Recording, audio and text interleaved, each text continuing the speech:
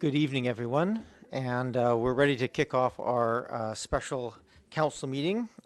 Just before we begin, just like to acknowledge that we are holding this meeting, as we do all the meetings, in the traditional territories of the Coast and Strait Salish people, specifically the Lekwungen-speaking people known today as the Esquimalt and Songhees First Nations, and that their connections to these lands continue to this day. I also want to point out that these meetings are live cast and archived for future viewing. So if you're coming to speak later on in the agenda for some reason, you will be recorded at that time. This is a special council meeting. It's going to precede our regularly scheduled committee of the whole, and this is primarily to deal with the Heritage Revitalization Agreement that we had a public hearing on last week at 6:02 and Newport. I need to just amend the agenda. If I could just have council's indulgence, we have to change the wording of the motion to adjourn to a motion to adjourn in camera following the committee of the whole. Legislatively, we can't adjourn to in camera from a committee. We have to do it from council. So can I just get a motion to approve the agenda as amended? Second. Moved and seconded. Any discussion? All those in favor? Opposed? None opposed. Thank you very much.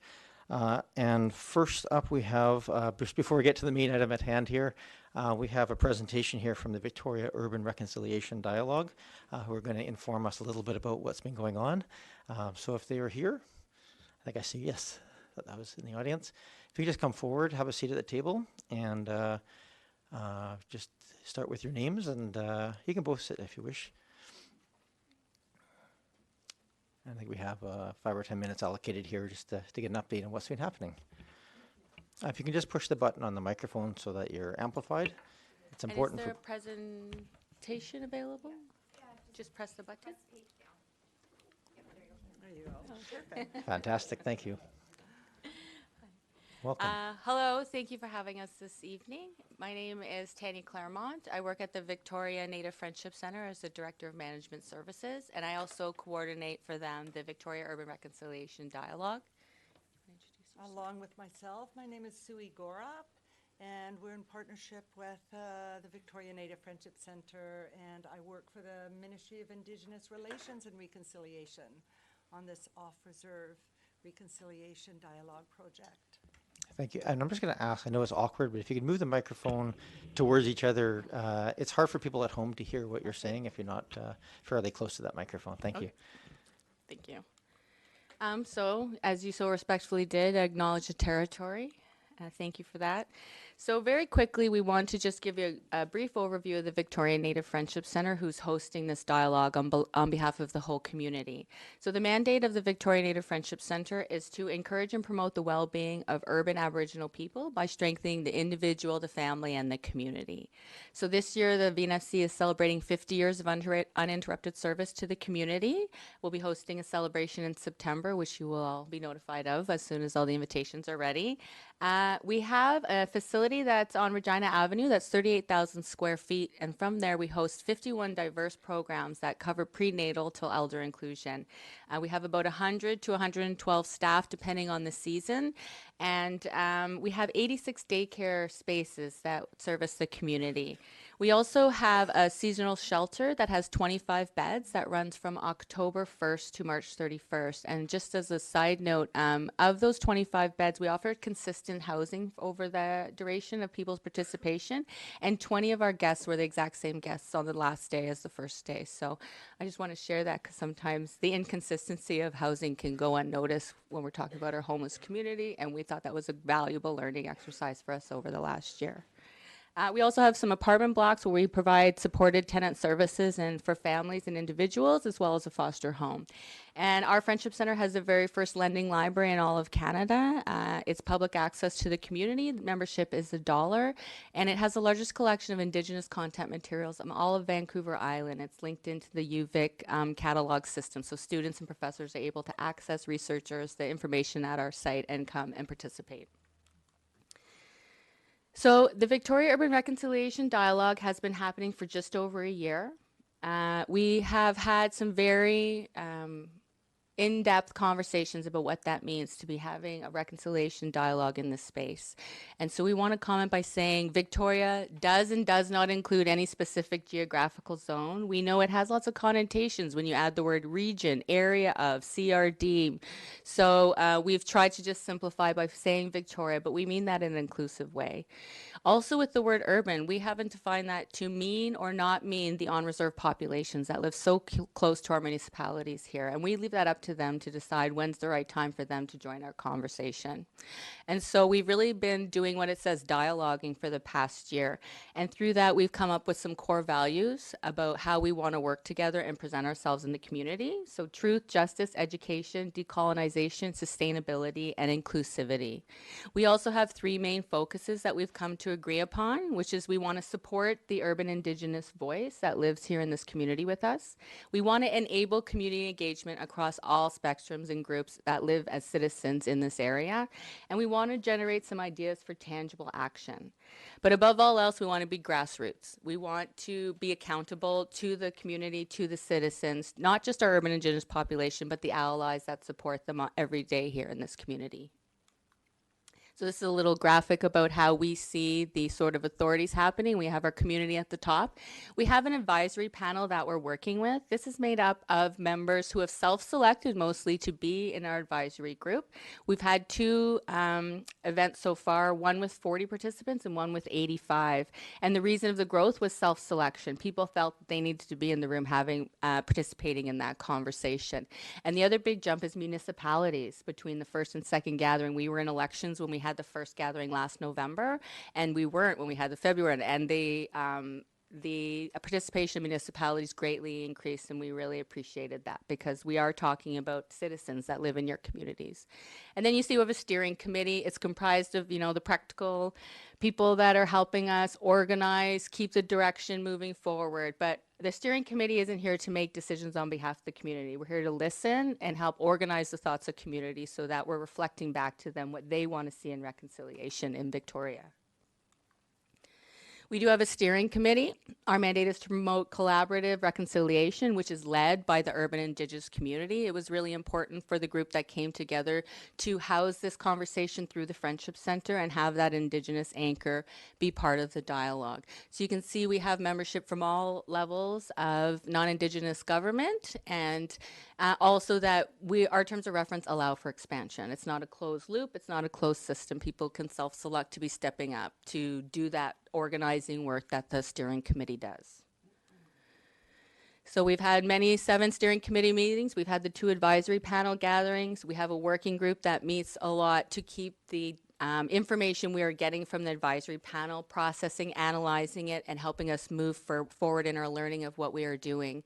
And we're making these community and municipality presentations. We thought it was really important in the tradition of our protocols to come in person, let you know what we are doing in this territory, in this work, and to let you know that it's an open space that all people are invited to participate in, and that we want you to feel as excited as we are about the opportunities that this conversation has provided to us over the past year. So the goal, it's very simple. It remains dialogue. There's so much more still to talk about and to learn about. There's a lot of great projects on the ground impacting already the daily lives of Indigenous people and the community at large. And so we want to learn more about that and enhance those systems and provide a benefit that would sort of help blanket and connect all of those little pieces of work that are happening already all over in all of the municipalities throughout this region. So, and this is the graphic you can look at. This is a graphic recording from our last advisory panel. Awesome. And we heard that you folks are doing some awesome work on reconciliation. Oop. Yeah. Yeah, so we're really honored to be here. We're looking forward to reaching out and developing a relationship with you, perhaps welcoming you to our next steering committee meeting so you can meet us, find out what we're doing. And we want to find out what you're doing as well, because we've heard a lot of good things. So, all my relations. Yeah, so I do have a gift here I brought. There's some books in here, and they're just pocket-sized books that have information about the United Nations Declaration on the Rights of Indigenous People, as well as the calls to action from the TRC. There's 10 in here. I didn't know there'd be so much stuff. I would have brought some more. But that's a gift for all of you. And we'll follow up with a letter to let you know exactly the dates of things that are coming up on the calendar over the next little while. But like we said, if there's an opportunity for us to learn from you and you're hosting anything, we would love to know about it so that we can come, observe, and participate and learn about the good work that you're doing. Thank you very much, Ms. Claremont. It's really appreciated you coming in here today. It's yeah, that was very interesting in terms of the work. We're not going to. There was a suggested motion that we appoint someone. I haven't had a chance to talk to councillors. I think we'll probably have a bit of battle over who's going to be part of this. We'll have some discussion about availability and those pieces. But no, I'm actually very excited. There's been a lot of work done by others more than just council. A lot of the staff have been working very diligently to build those working relationships. The archives have worked very hard to bring the native stories to our local history, and there's been lots of work done. So we're very excited about this chance to work together. And thanks for all the work that you've done as well in putting that work together. So thank you very much. Thank you. We'll be in touch. Ishka. Yeah. Thank you.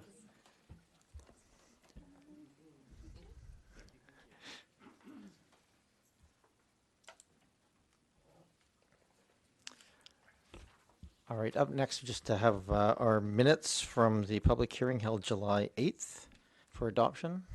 Move adoption. Moved and seconded. Are there any changes, amendments? All right, I'll call the question. All those in favor? Opposed? None opposed. Next up, we have, this is something else that was added late to the agenda. And if anybody wants more time to consider this, I'm happy just to defer it to another meeting. It's just born out of a couple of things that have been happening with, particularly led by Esquimalt, to try and find some shared voice at the provincial table on finding a regional approach to deer management with contraception. So I just want to be able to sign a letter, and I'd rather be able to say that council supported me doing that. Point of order, Your Worship. I'll recuse myself from this discussion as it deals with my employer. Okay, thank you very much, Councillor Appleton. Are you seeking a motion then, Mayor? Yeah, I'll wait till Councillor Appleton leaves the room and I'll seek a motion.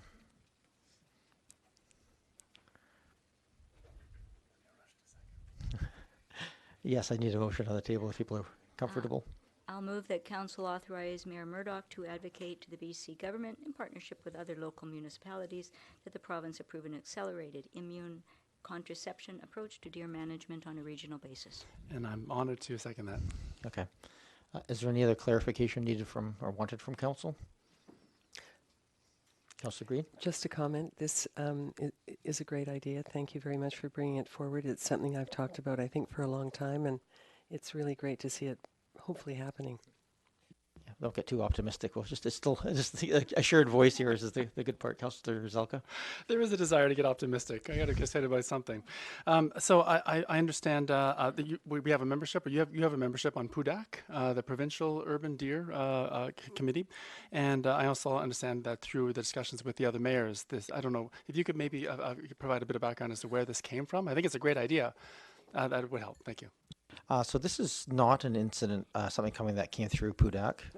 It is something that just came from twofold. One, a shared conversation we had as mayors got together, which we do over lunch every 3 months or so, to understand, and Esquimalt agreed from that to move forward a request to allow them to sort of expedite what they're doing. They're going through a multi-year study process, and City of Victoria and Saanich and View Royal and a few others have expressed interest. So at the last mayor's lunch last week, we firmed this up a little bit. So there's been a motion made at City of Esquimalt to essentially to advocate to the provincial government, and we're going to create a draft letter jointly signed by all the mayors, which has a bit more power than just one council, and seek to have some dialogue with the minister.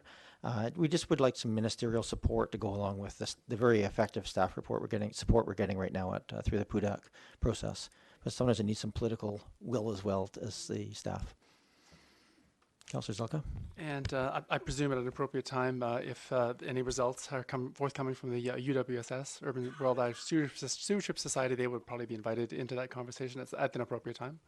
That would be my expectation, but it's not specific to that. And in fairness, the township of Esquimalt is currently using UWSS for their pre-study purposes, for their measuring of population and pieces, but that does not automatically dictate that that would be the partner of choice for the implementation. Any other discussion? Seeing, I'll call the question. All those in favor? Opposed? None opposed. Thank you very much. Can someone flag Councillor Appleton to come back in? Thank you. Sorry, my voice is a little rough tonight, so I have to put up with that throughout the course of the evening.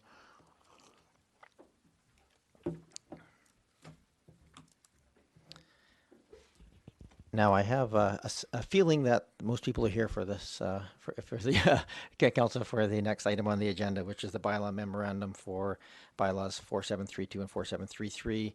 We will be considering third reading and adoption of both of those, possibly, or one of them. And just need, I guess the process here, we do need to have it put moved and seconded so we can have a discussion. Is that correct, or do we have can we have the debate first? I'll just turn to staff on this one. You should have a motion on the floor, Your Worship. Okay.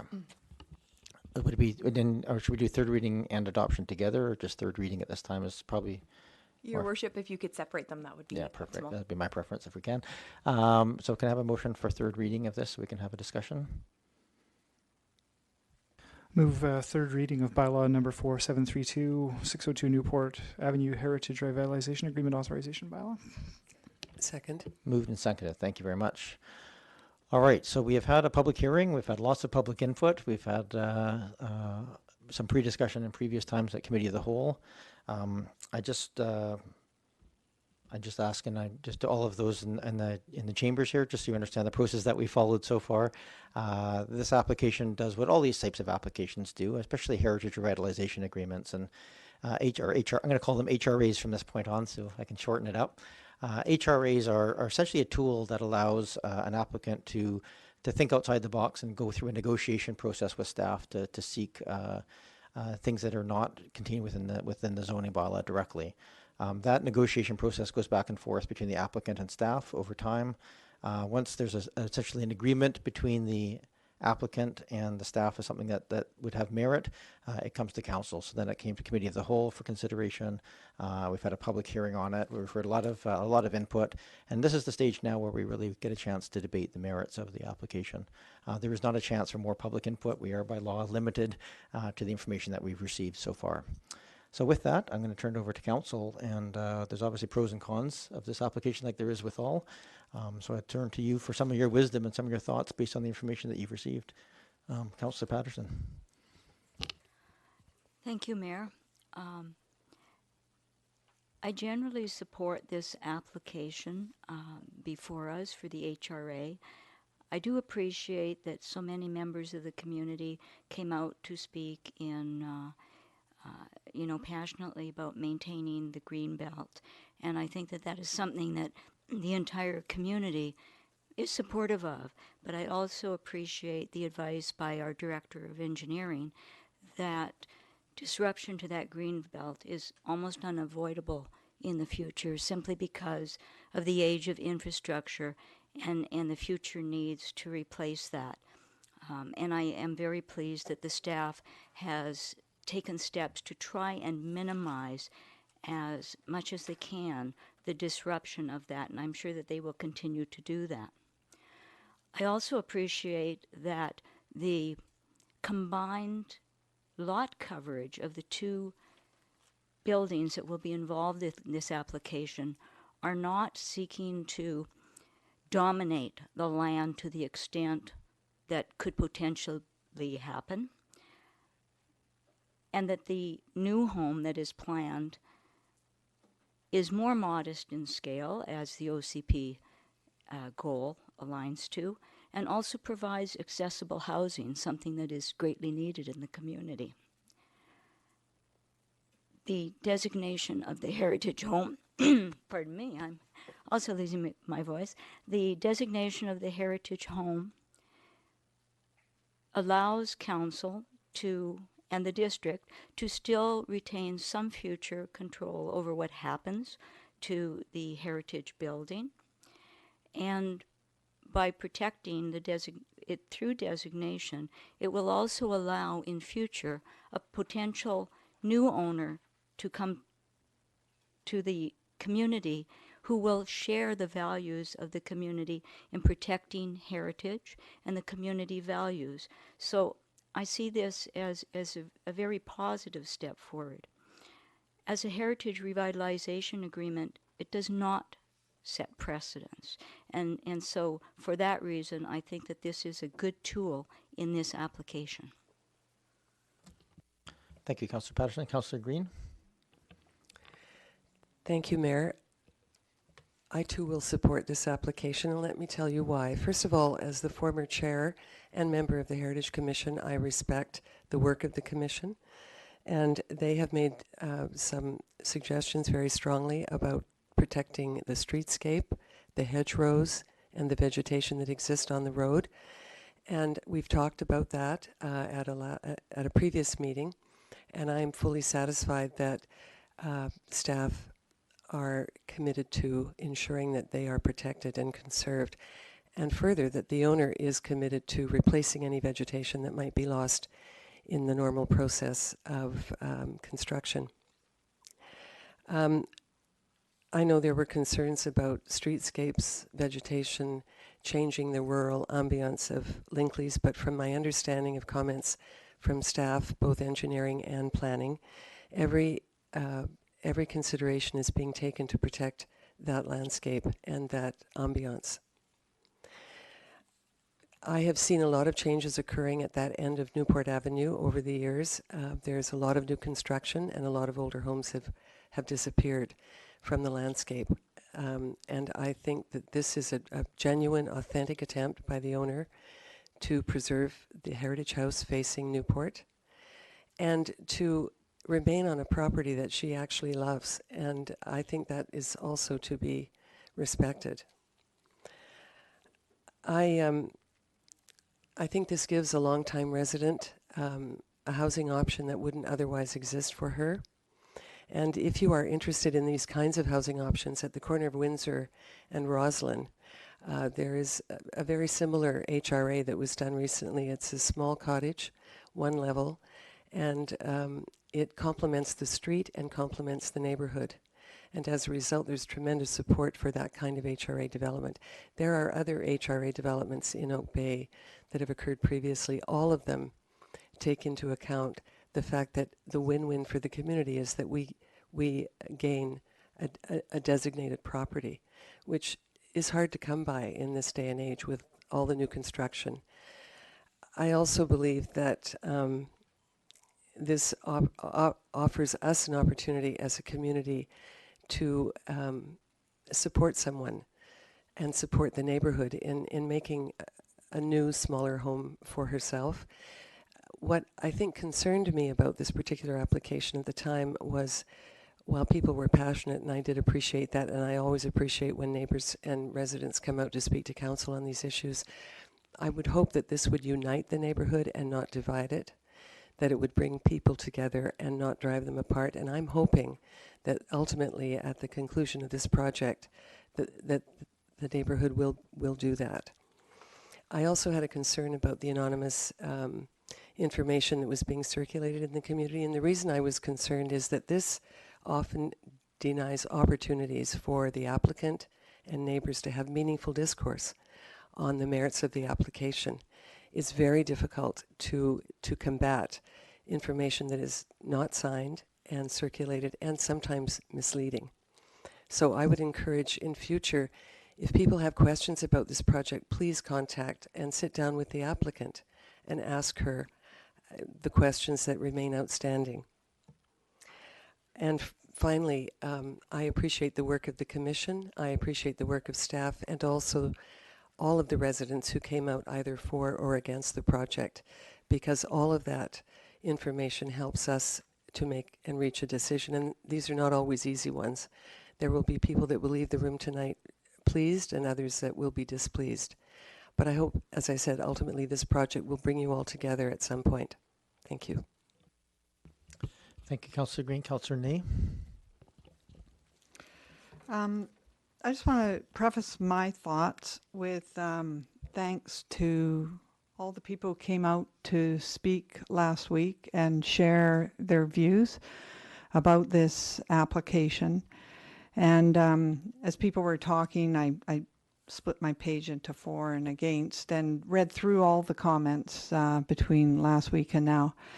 And what I surmise is that a lot of the concerns around this project has been about changing what already exists. And what comes through really clear for me is how much people value the streetscape and that natural environment that is so precious in that part of the community. And I thank you very much for sharing that, because I think it's something that we value as a community, and again, it is very precious. But I am going to vote in favor of this application, and my reasons for doing so aren't different from the councillors that have so far spoken. But I do remember on my first term on council, many years ago now, it was back in 2010, and I was the council liaison, and for the Heritage. It was a committee at that time. And it was a very frustrating term. Some of you are in the room who were on that committee at that time and still continue to be advocates of heritage in the community.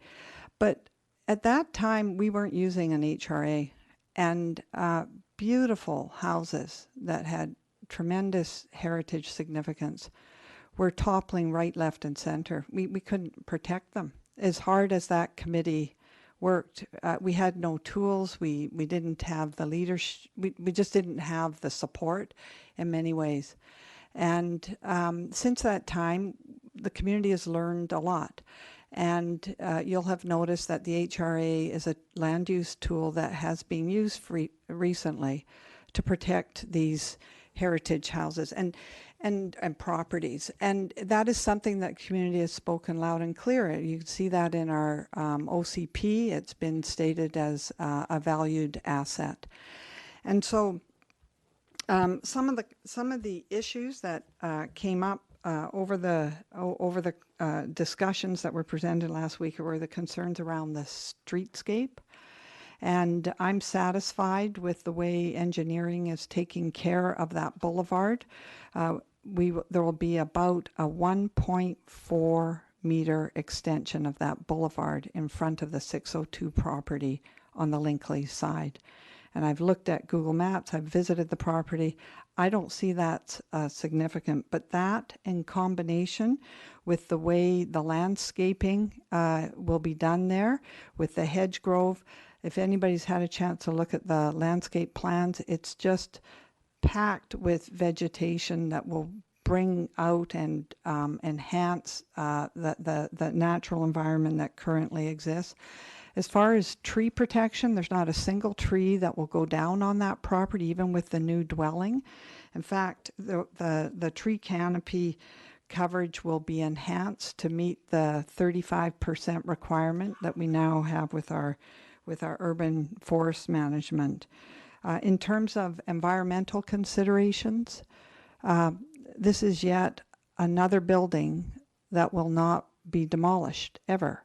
It brings certainty to what is planned to be, we'll see what happens here, but what is proposed to be heritage designation.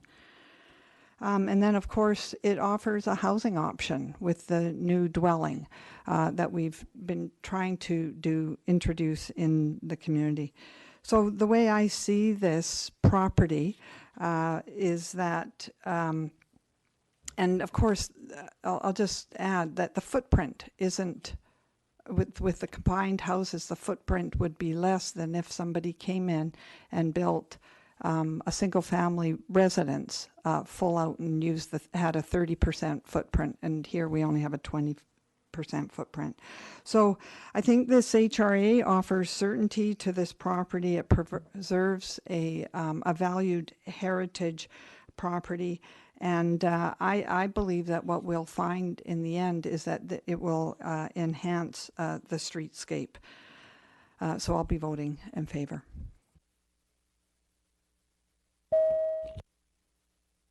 Wrong button, sorry. I have Councillor Appleton next. Thank you, Your Worship. I also will be supporting this motion, and I won't retread what some of the other councillors have said, but I want to speak directly to the issue of providing housing options, and providing opportunities for our residents to age in place and stay in our community. That's a very high priority for me. I think this moves towards doing that. This is a step towards making that happen and providing an accessible dwelling unit so that resident can stay in our community.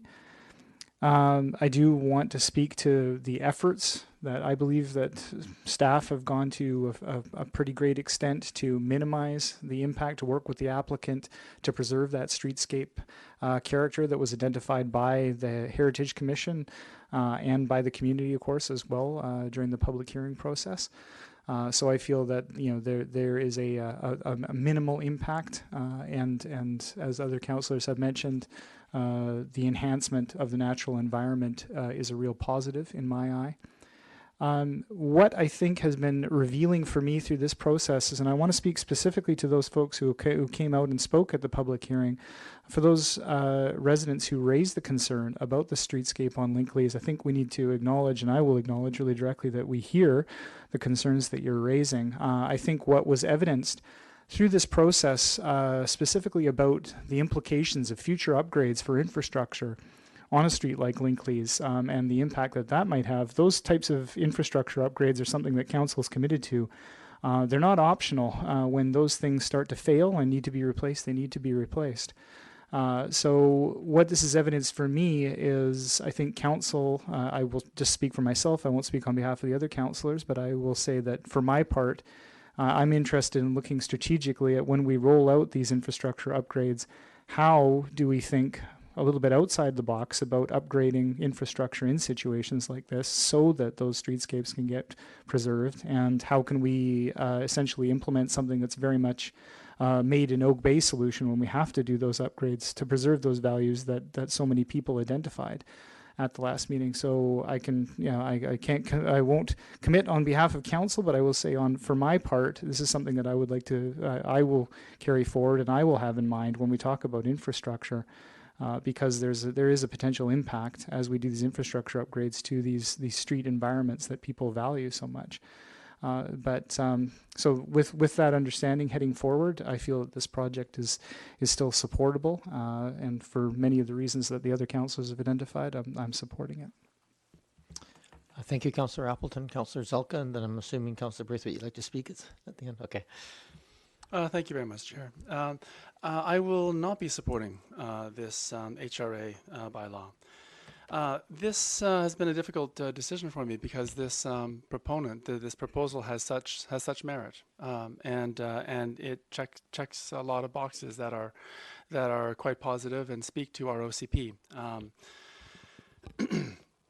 The diverse the housing options aspect, the possible model of an infill housing.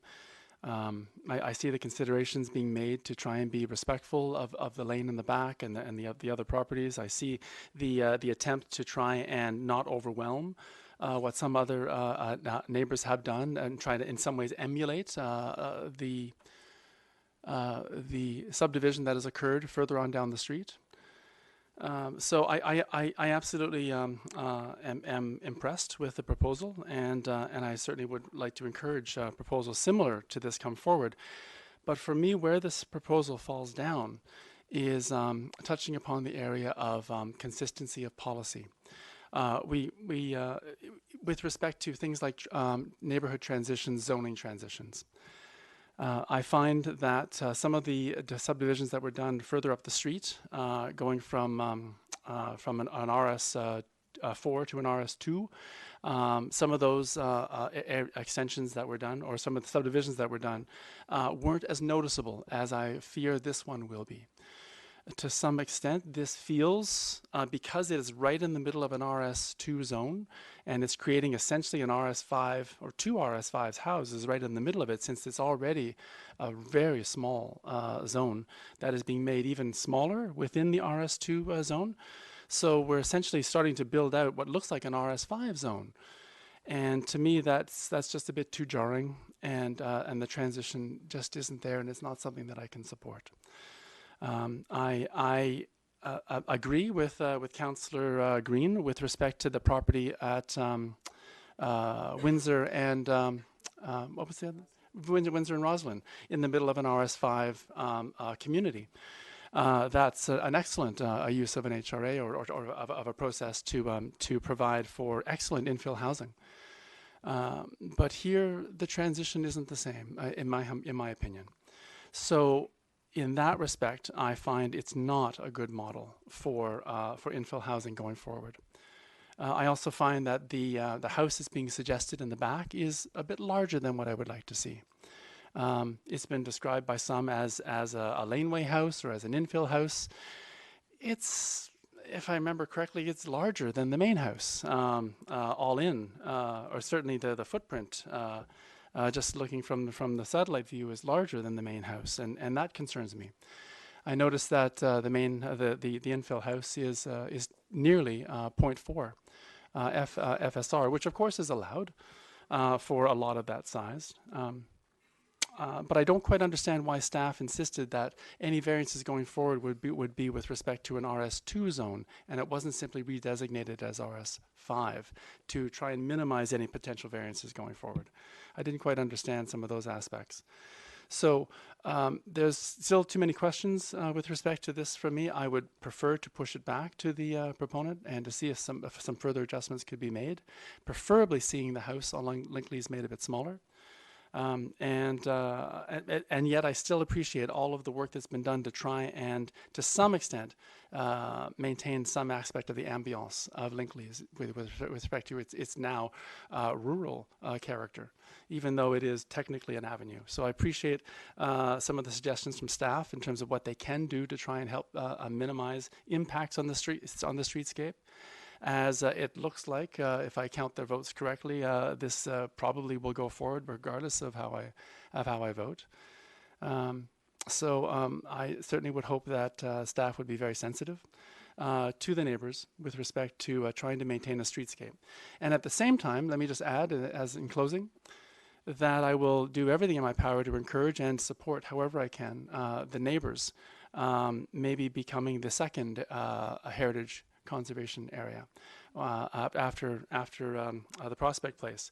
I note the Golf Links development that was laid out in 1912 has a feel, an energy to it, similar in some ways to the uplands, and I do not want to see that destroyed. So while this, it may have been too late to stop the horses from leaving the barn door on this one, I would definitely like to see something like this closed off and more attention paid to the heritage aspects of the streetscape and the green space. Thank you. Thank you very much, Councillor Zelka. Councillor Braithwaite. Thanks so much, Mayor. I really appreciate everybody's comments tonight. It's, you know, I read and reread all of the letters that came in and read the minutes from the last meeting. And there's so many good points on each side. And I truly appreciate everybody coming and talking and sending those letters in and to hear the comments around this table. I think that council's in a really tough position on this. I think that this is really a spot zoning, which most of us spoke against in our election campaign. I think that, but then again, I also think that we have to take every situation on its own merit. So I'm not saying that we should never spot zone. I'm just saying that, you know, we need to be cautious on that. I really wish we had our housing plan in place because it would make it a lot more simple for us to do.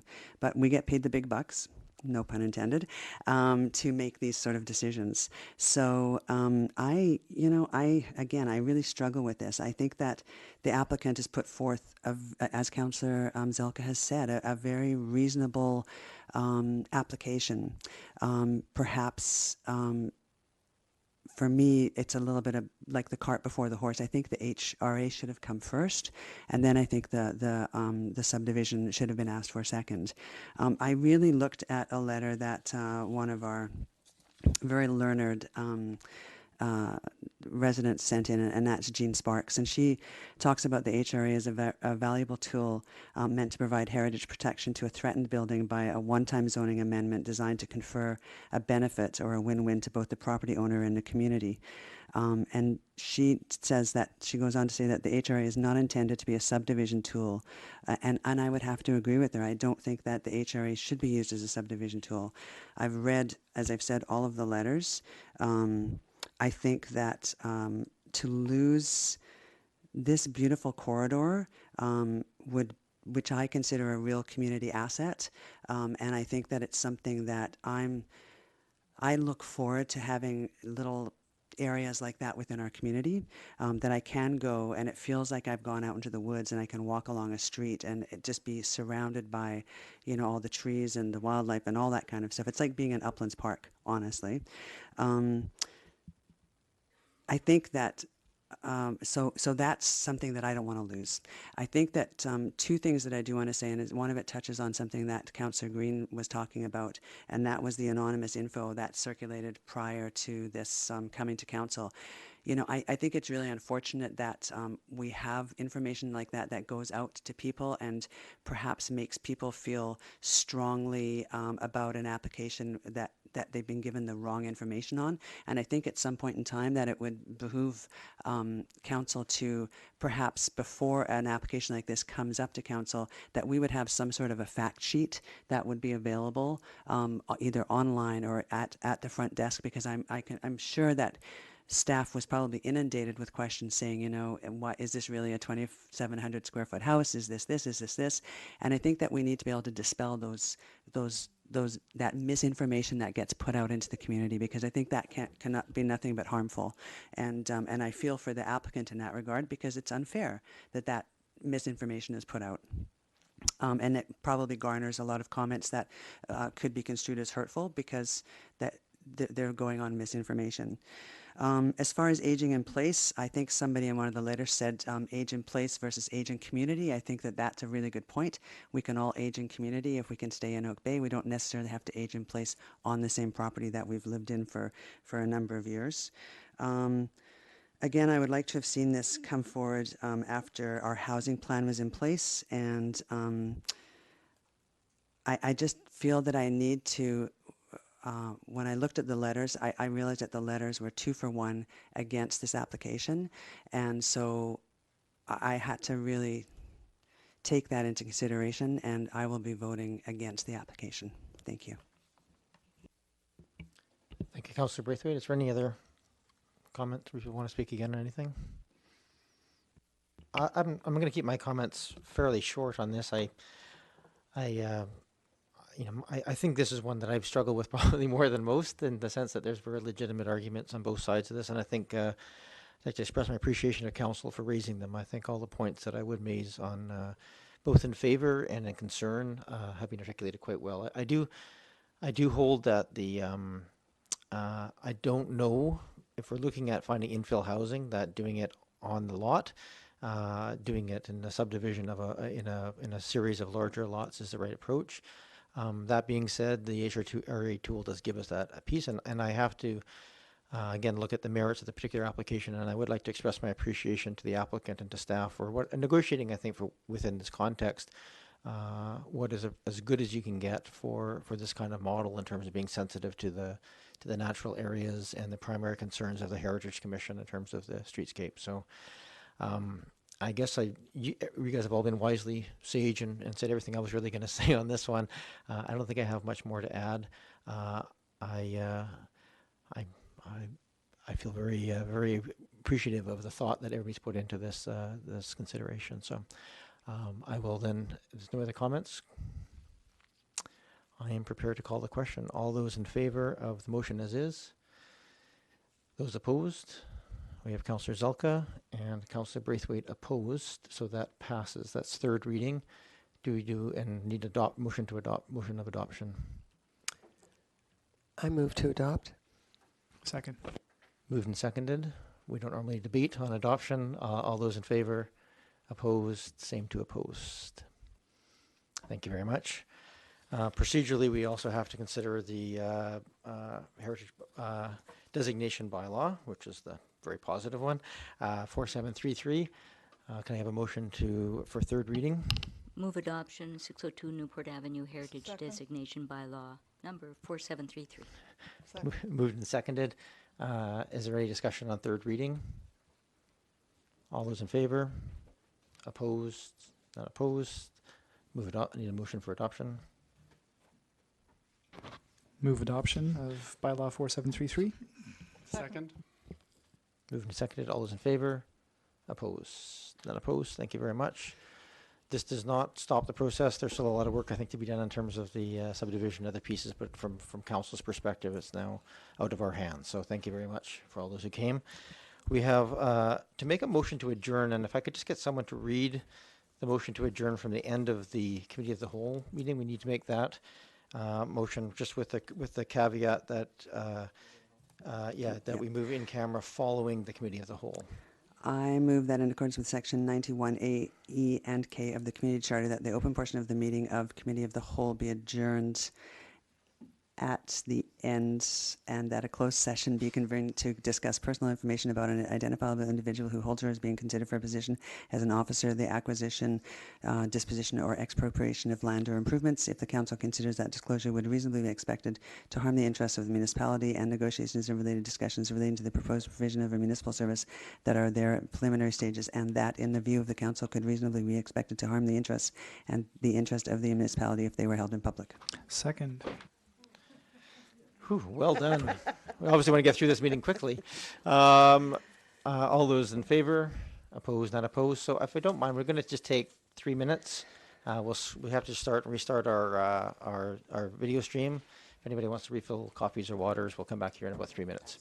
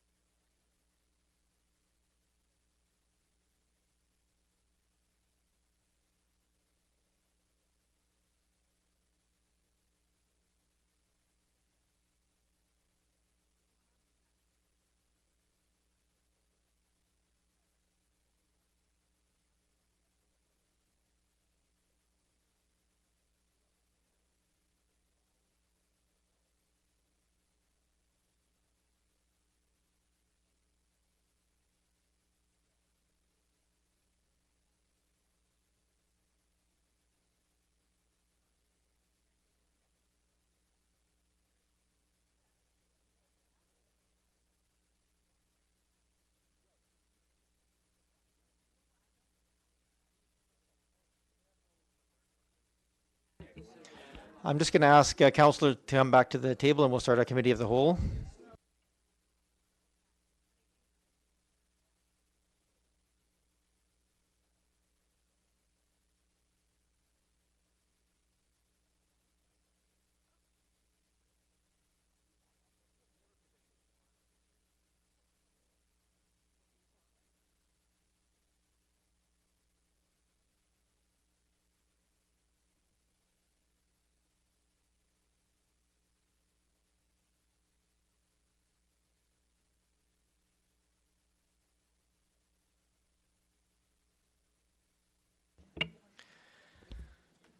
Good evening, everyone, and now we're going to commence our regularly scheduled committee of the whole meeting.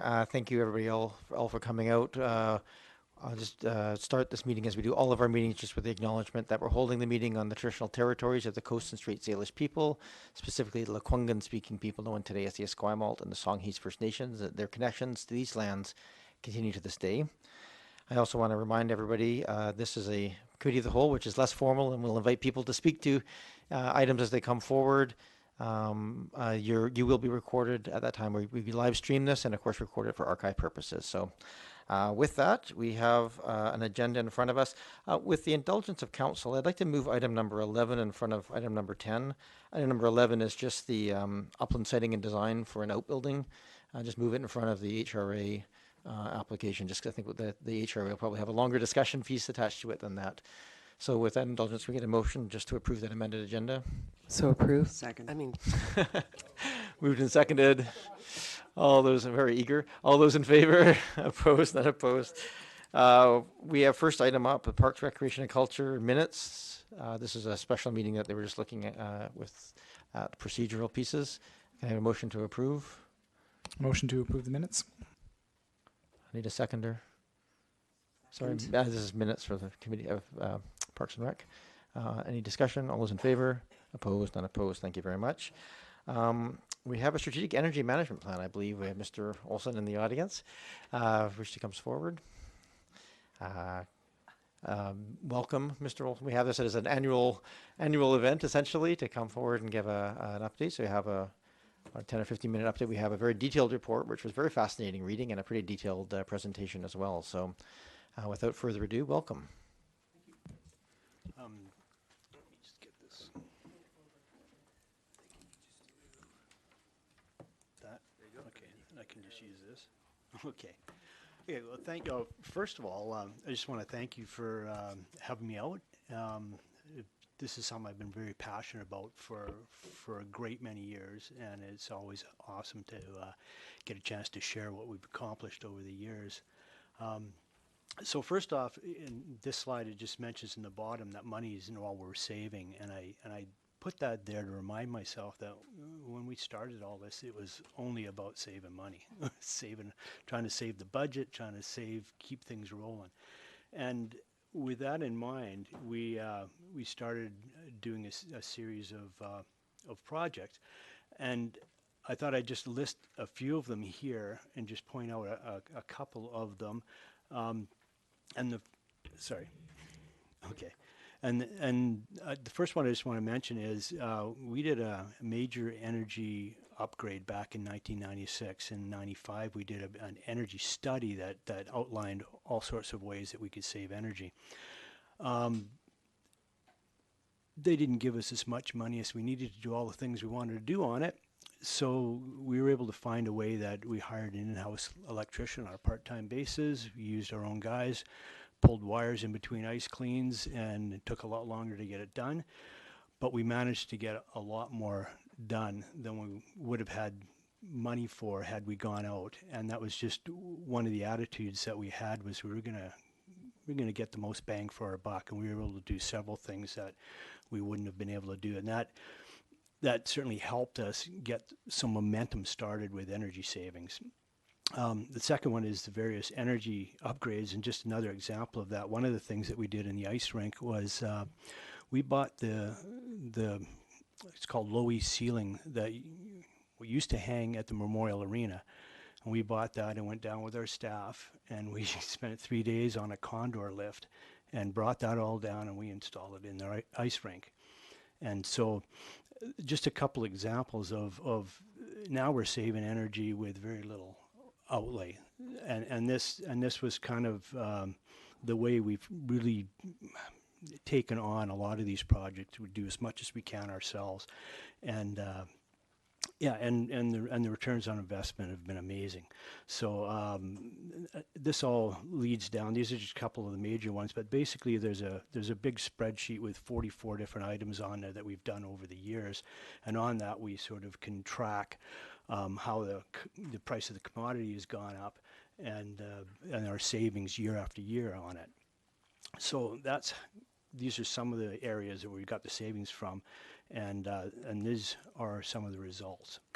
So this goes from 2007 to 2018. The importance of that is 2007 is when we signed on to the BC Climate Action Charter, and we adopted this aspirational goal to reduce our greenhouse gases by 33% by 2020 over our 2007 levels. And since then, we've reduced electrical consumption in Oak Bay by close to 33%. So very proud of that. And that's just from 2007 to 18. Natural gas, so basically from 2007 we're down 27.4. And this is where we're really saving the greenhouse gases. Electricity saves a little bit of greenhouse gases, but it's this natural gas that really helps us. So 27% drop in that. So again, that was something we're really proud of. So on that list that I talked about, that goes back quite some time, and we've been involved in it, well, I guess since 85, the solar panels went in, and then we sort of started from there. But on that list of them, we can document actual and avoided cost savings from conservation measures to over $5 million now. And yearly savings of $465,000 over if we had done nothing strategy, which isn't much of a strategy. But also on that list, when we started, greenhouse gases weren't something we were worried about. But now that we go back and we see what we've done, we can see that by doing what we did back in the 90s, that it's really helped with our greenhouse gases. And on that list, we can account for close to 14,000 tons of greenhouse gases saved through all those measures. And in fact, annually, we're now saving 1,167 tons per year over our historical level, and that's kind of the 90s we're talking about. So that's equivalent annual greenhouse gases from 248 average cars, or over 15 tanker trucks worth of gasoline burned. And also equivalent to 6.4 rail cars worth of coal burned, or 144 homes for a year, 2,700 barrels of oil consumed, and it would take 1,370 acres of forest to sequester that amount of carbon each year. So some of the accomplishments. Now the biggest consumer of energy in the municipality by far is a recreation center.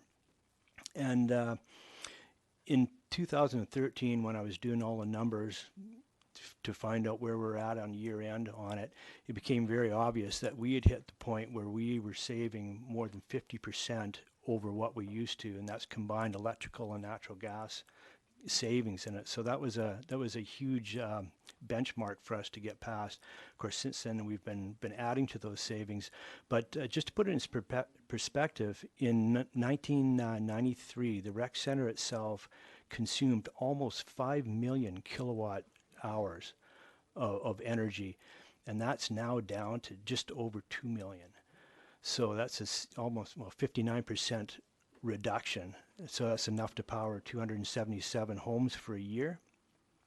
And if we still use the same amount of electricity as we did back then, it would have cost us $482,000 last year, and we paid $178.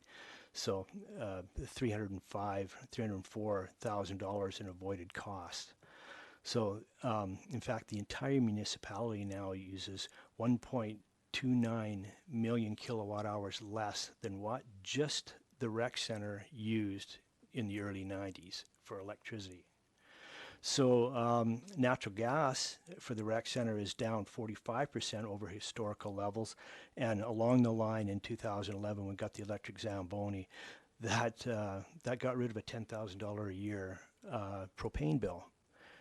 And surprisingly, the electricity didn't go up to charge it because we weren't putting all that heat on the rink to have to take it back out through another source. So a big win there.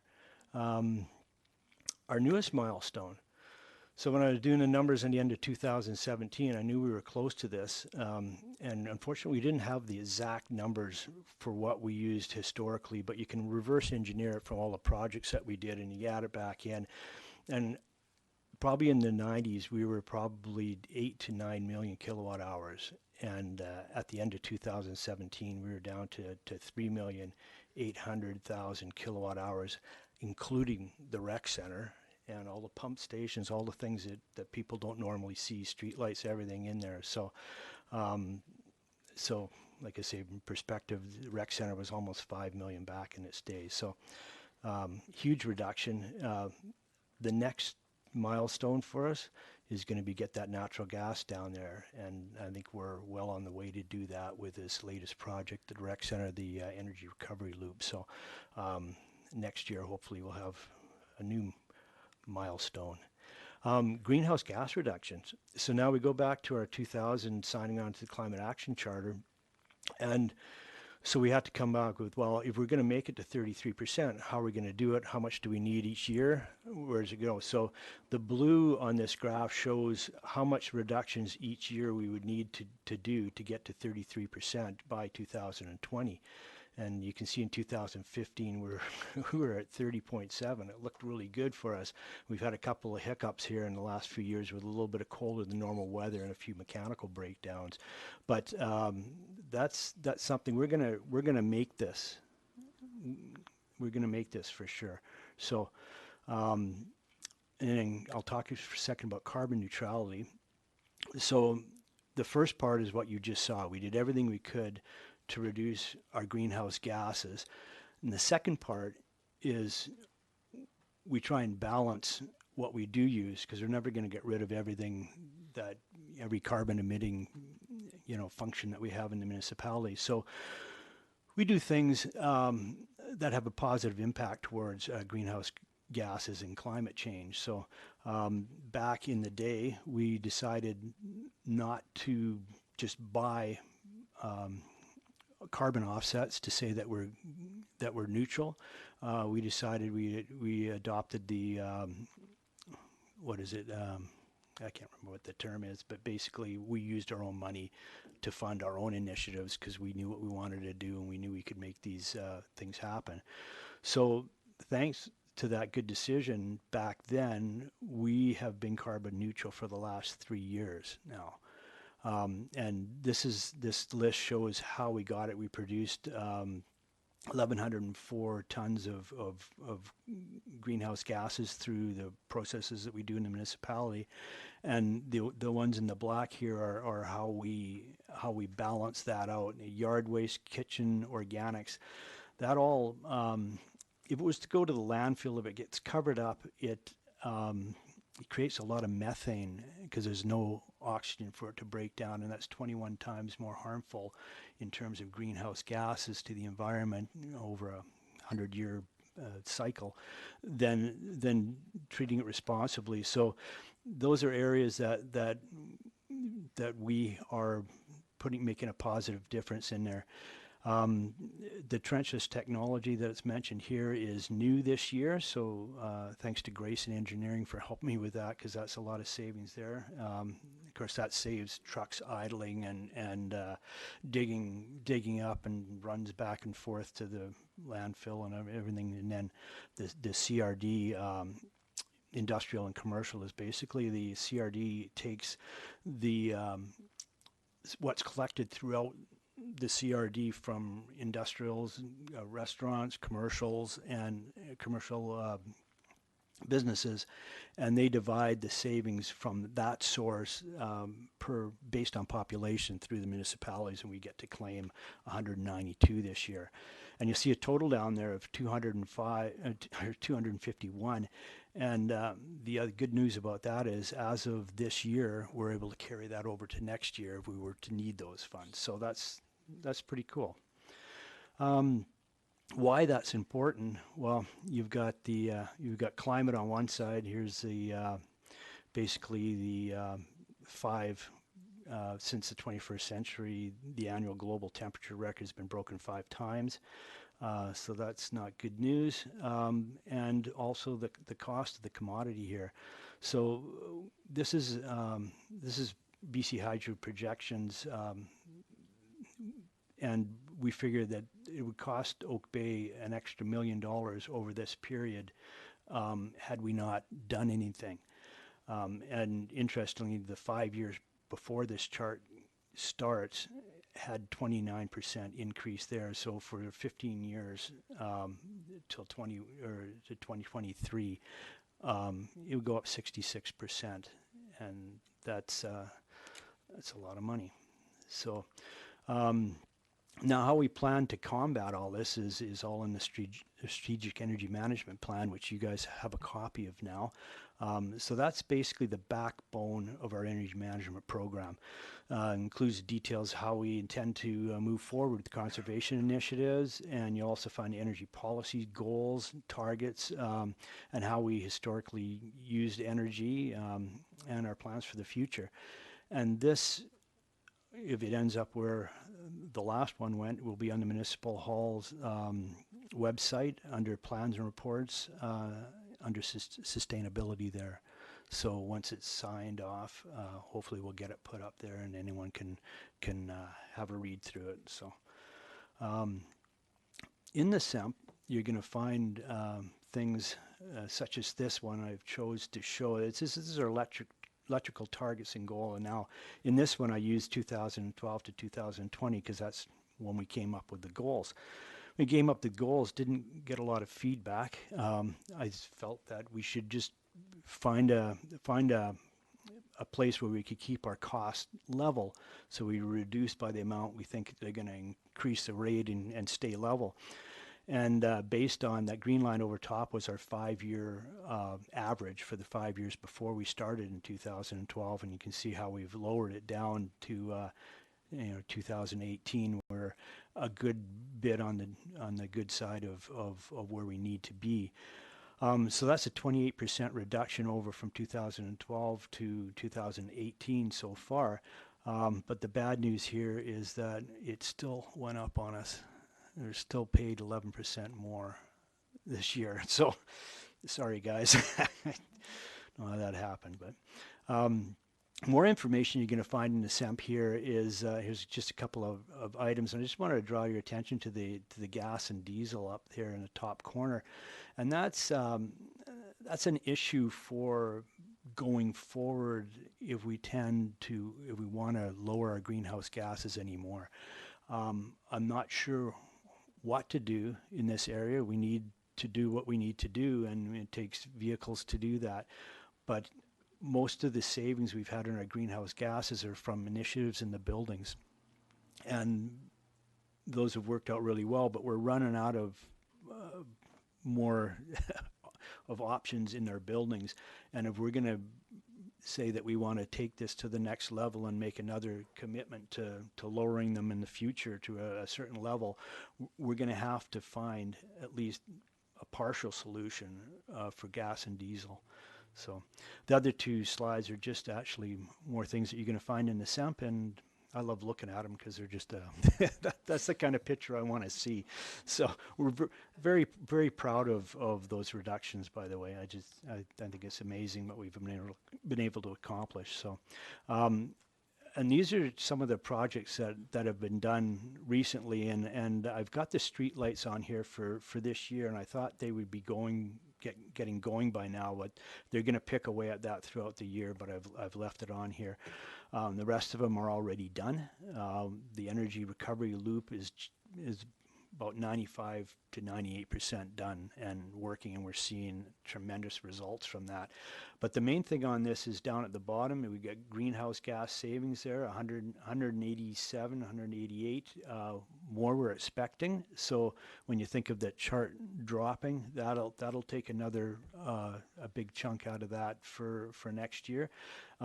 Kilowatt hours, again, that's going to keep that that graph going down. And some savings, about $80,000 a year there. So that's all good news. I've left the streetlight slide in here because I just want to, I guess, just touch base on the third phase is going through this year, and so that's going to be almost 660,000 kilowatt hours worth of savings, and that's enough for about 63 homes for a year.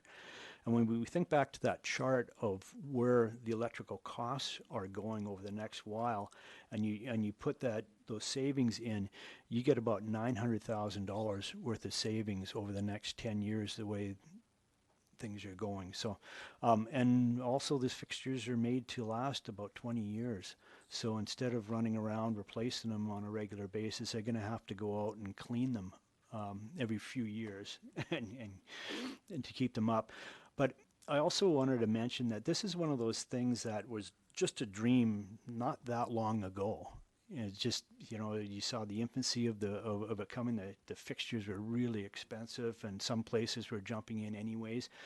We waited, and it's been a great project. The light's been great. Have nothing but compliments from the project and great savings. But again, we don't know what the future holds, but we're looking for new projects, and we're hope that the ones that are just dreams now will be accomplished in a short period of time.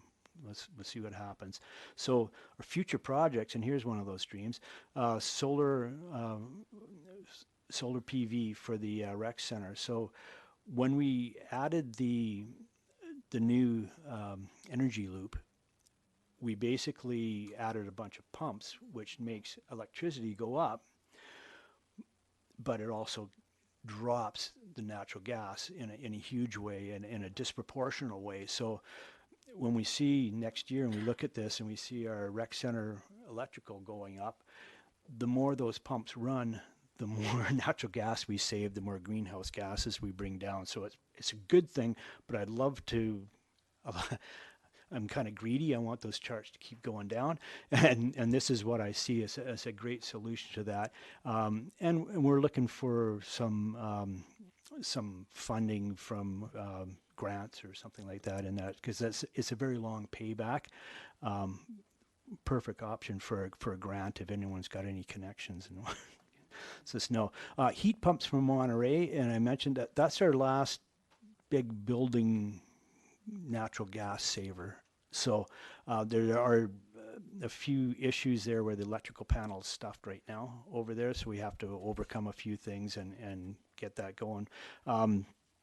10 watt light tubes, we now just did the change room over at the rec center, and it's got a 1 year payback for this, and that was good there. We didn't have to use an electrician and change ballast for that, but there are some that we would have to change ballast, so the payback would go from 3 to 5 years depending on hours of use, etc. But there's various other projects on here, but really a new energy study down here is where I think the future of savings will come, and that's happened in when we looked at one of that first slide and we talked about the energy study we did in 1995, and in 96 we did the big project. Well, we did another one in 2009, and bang, there was a whole list of new things we can do. We thought we had them all. We had the list. We nailed it off. Well, we've done that again, and we need some expert help on to where we go next. So that would be a recommendation for the future. And new technologies, like I talked about with the streetlight, just a dream a while ago, but keep our eyes open for what's in the future. Things to remember, and this is the one that always gets me, is every one of these projects has improved the quality of lighting or improved our situation in some way. It's helped to improve the existing infrastructure and reduces maintenance, and we're paying for them out of the savings. So this is a capital project that doesn't have to happen. Everything needs to be refreshed from time to time, and we're doing it with the energy savings. Hydro's not incentivizing us now. Hopefully that'll change. But future projects won't have those incentives to help us out in this round 3 of the street lighting. We didn't get incentives on that, but we know it's a good thing, and we went ahead, and I'm glad to see that. Most of the low-hanging fruit's been done, so the stuff with a really good payback we've got. So again, gonna probably cost more to get less savings in the future, but if we're committed about lowering our levels, we still need to do them. And this is the main thing. The more work we do now, the more it reduces our exposure for future increases. And I'm not sure if you've kept up on the deferral accounts for BC Hydro and some of the other things that are going on, but there's reason to believe they're going to keep going up. Put it that way. Carbon tax, everyone knows about that one. And we have the SEMP, which you guys have, and I just wanted to emphasize that, and I think we've done a good job of this, but to make energy conservation business as usual. And that's, like I say, we've done that. We just don't want to lose sight of that. That needs to be part of everything we do, and we can keep this rolling. And the last two things here is, can we do more to help the community with sustainability? And we've done all what we've talked about here is what we've done within our corporate, envelope, shall we say? And we've done amazing things. So I'm just throwing it out there. Can we help the community with this? We've certainly set a great example for it. And the next one here is future goals. So we have goals, and we're going to make them. I think we're going to nail them here. And but then we need to turn around and go, what are our future goals? And do we want to be committed to them? Do we have the resources to make it happen? So. And I want to thank everybody, and I'm going to leave you with this, but thanks a ton. Thank you very much, Mr. Olson.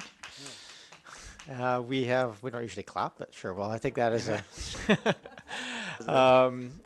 so our process here is a committee of the whole. It's a less formal. It's a chance to ask questions and ultimately we can get to the recommendation here. So first we'll have questions from council, then we'll go to questions from the community if there are any. Councillor Braithwaite. Thanks so much.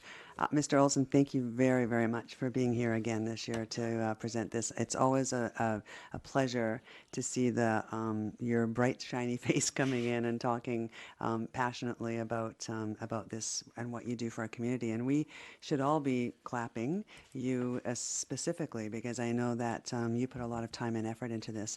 And I know that this was born this initiative was born many years ago. Agnes Zylos and Lorna Curtis and then Mayor Costin kind of were starting that out many, many years ago. And it's just been continued on through our current mayor and councils and Parks and Rec, like Mr. Herman. So for you to sit in front of us again this year and tell us yet again how much money you've saved us, I think you deserve a raise. I'm just going to say that for the record. But I do have a couple of questions. Well, actually, one other comment that I'll say as well is that when you look at the amount of money that you and the things that you managed to put in place for the community, the amount of money that you save us in taxes, that's probably 1.5% in taxes a year, I would imagine, if you kind of look at it in that respect. And so I think everybody should be very thankful to you. So a couple of questions. I noticed that you said that BC Hydro has stopped the funding because they used to fund for half of your position, if I remember correctly. Mm-hmm. And that program is no more? That was downsized, and I was one that got cut. Yeah, yeah. So, So my hope would be that perhaps we can, have a conversation with BC Hydro and show the benefit of having something like that within our communities and maybe get them to start that again. I would really like to see us try and do that. And the occupancy sensors that you said in the parking lots, are those like that? If somebody walks into the parking lot, it goes on, and if there's nobody there, it goes off, and so that the parking lots are not lit yeah, all night. we were really close to trying to do Henderson at one point, but things didn't go that way. But yeah, so to take Henderson, for example, it's sitting there at 3 o'clock in the morning. There's not a movement in there, and the lights are shining bright. We thought that was a great example to do a test thing with the previous municipal electrician, and for various reasons that didn't happen, but it's still on the table. So they would not turn off. They would dim down to about whatever setting we want, say 30%, because when it's pitch black and there is some light, it's better than no light. You can see it detects motion. They pop on to their full brightness and then go back off again. So you're saving quite a bit of electricity doing that, and some life expectancy on the equipment. So Interesting, thank you. And then you talked a little bit about what more can we do for sustainability within our community, and as we as a council that we can help to perhaps educate our community on different things and different ways to be sustainable. So that's something that I think we would love to look at as well. I know for certain one thing that I would love to see is more charging stations within our community for electric cars. That would be really nice. We have one at the Municipal Hall. There's a couple of others in other spots, but it would be nice to have that and to have the people who have electric cars the ability to plug in other places as well. And succession planning. So I know that you're not going to stick around forever. You've retired how many times now? it turns out I'm a little addicted to these numbers after doing all this work for a while. I can't wait to see the next batch of numbers come in and see things fall. So I think that we just have to be aware of the fact that at some point in time you will want to step aside, and so I'm hoping that there's someone underneath you who's just as passionate as you are and just as willing to give the time and energy for the community that you have done. So, yeah. And thank you very much yet again. you're very welcome. Thank you, Councillor Braithwaite, Councillor Nathan, Councillor Green, and then Councillor Zelka. Yes, Mr. Olson, thank you very much. I mean, similar comments to what Councillor Braithwaite said. We're very grateful. Yours is an addiction we could all have, and benefit the community the way you have. So, thank you, and thank you for that. Like the commitment and the passion that you show for this. So, it really shows up in your work and your results. So, one of the things I've been trying to get my head around is because we saw the CAREP report, it was forwarded to us, and we've seen that we've been carbon neutral for a few years here, and you showed that we're achieving these targets well.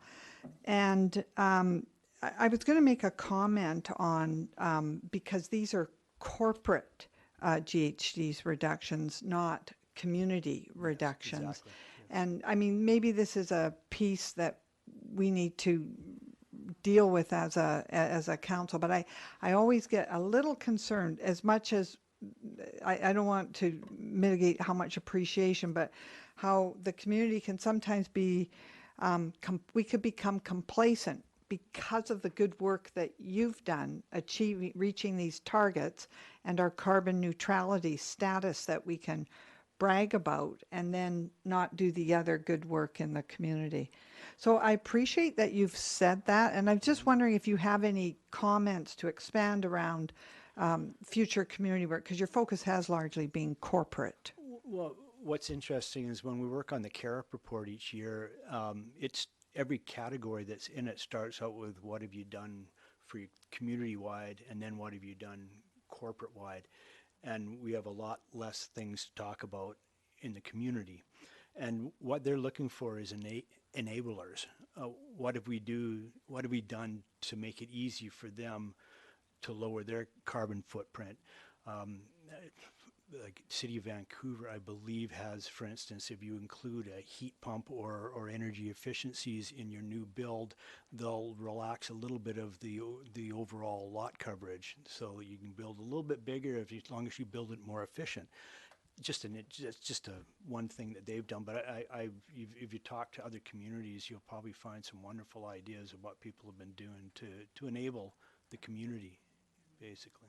It's probably something we need to just pay more attention to. And just one quick follow-up, Mr. Mayor, if I may.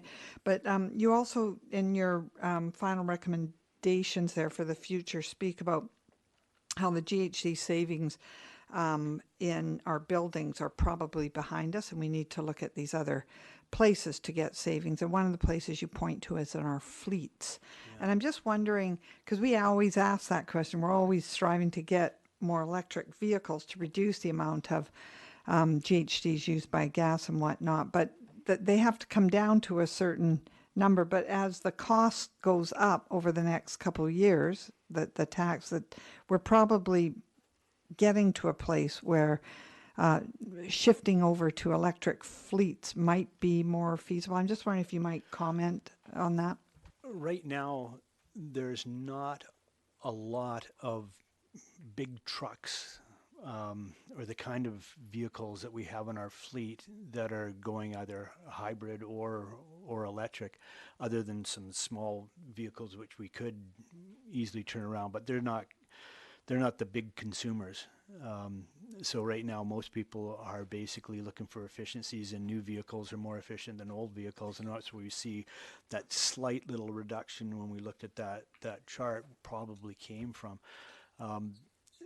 Some municipalities have had some good results with driver training, for instance. They have an expert going along, and instead of gunning it off the line or whatever, that they're more gentle. But the people have had really good success with that are people that are up in the interior and put on a lot of highway miles, and therefore there's a lot more savings to be had, probably. So driver training would be part of it. And then keeping an eye on what is available out there. If there is a more efficient way to go, we need to enable the fleet to be able to, if a hybrid version or a more economical version is more money, and we can find it in the money that we get back from when we do that care report, we get for playing the game and putting that report together, we get all our tax money back. So when we showed the chart or mentioned in there that the gas tax is going up, well, we went from, I think, $31,000 last year to $34,400 this year getting back. The intention is for us to use that towards this sort of thing.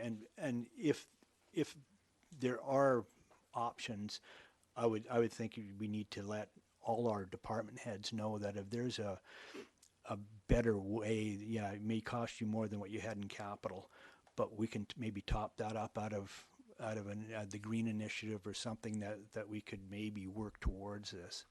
But why I mention that is when I first came up with the targets and goals from 2012 to 2020, I already had in my mind what I wanted to get done, and I knew they were achievable if we could find the money to do it. For the future, I don't know what those are to get us to. We could get to 40%. When it gets beyond that, it needs to be maybe the fleet has to be part of it. So, yeah. Thank you, Councillor Ney. Councillor Green, then Councillor Zelka. And I'll be brief. Thank you, Mayor. Thank you very much, Mr. Olson. I echo the comments of my colleagues about how impressive this work is, and I'm really, it's remarkable in terms of the savings and the climate change protections. Just three things. Internally, do all the municipal buildings have LED lighting? Do you know? Not all. What happens is you look at the buildings and it's places like the rec center that are lit 24/7, because Right. when the people leave, you're in there cleaning. The math adds up really good. Those are the ones you go after first. The buildings that are used less, the payback is longer, so they get picked at later. We put on occupancy sensors where we could to keep those lights off more, but yeah, we need to work at all of, and that's when I mentioned that the future projects might not have the quick paybacks, but I think they're still worth doing. I have to tell you, I always look up at these lights and wish that they were LED, but then I'm told there's a heat source in the winter, so it's hard to know what to do. But I would certainly support a program where all of these kinds of lights are replaced with LED. And then on street lights, is there capacity for them to be dimmed as well when there is no movement on the streets of Oak Bay? There is, and it's expensive. Oh, okay. And it's one of those things that, we're not big. We let the big guys figure it out, and then we slide in and we follow. Yeah. We made sure that these fixtures that we had were capable of that kind of control. It's a pin that goes in the top where the motion or the photo cell would be on. You would put another module on there that could That's talk, great. and you could see someone drive down Beach Drive, and you could see the lights come on in front of them and go off. That would be, I think that would be terrific, But- eventually. But it is future. Yeah, it is a bit of the future now. But it's like the streetlights themselves. I mean, first the streetlights came, then the adaptive controls came along Yeah. afterwards. So they're still coming. They need to come down into reality, and we need great examples of how they're used, and then we can certainly make those It's changes. evolution, I guess, hey? Yes. And one last point, I think a goal for the future, I agree with Councillor Braithwaite, and I think Councillor Ney mentioned as well, that public education in this area would be terrific for the community. I think we are a corporate model. It would be nice if we could translate some of that information for the community. And I don't think there's enough good news like this publicly about what we're doing as a corporation. So I hope there is a plan to get some communication out. And like they do with emergency planning, I know you're only one person, but even a small army of volunteers trained by you that could go out into the community and do small workshops at the neighborhood level would be terrific. And Sure. thank you again. You're welcome. Thanks, Councillor Green. Councillor Zelka? Thank you so much, Chair. And a short comment is, wow. I'm just so impressed that we've been carbon neutral since 2016, which is fantastic, absolutely fantastic. And I'm a point of pride, an absolute point of pride. At UBCM or AVICC, sometimes when I'm up at the microphone, it's like, I'm from Oak Bay, carbon neutral. Yeah. and it's like, oh, hey, wow. So it's bragging rights, let's put it that way. I'm here hearing all this wonderful news, and I'm hearing that all the low-hanging fruit is done. So it's like, well, what else can we do to help you, or what could we do to facilitate the process? So that's sort of the general gist of my comments. I know that there's some work that we have ongoing at the corporate level, looking at our committees, commissions, boards, and some of us around the table want to possibly fire up another environmental committee or sustainability committee or some kind of a committee to maybe tie in with what you're doing and maybe feed more ideas through, not just at the corporate level, but also for buildings and planning. I noticed, for example, we have the STEP code that's already been rolled out at the provincial level now down in Oak Bay. Maybe there's more we could do in that area.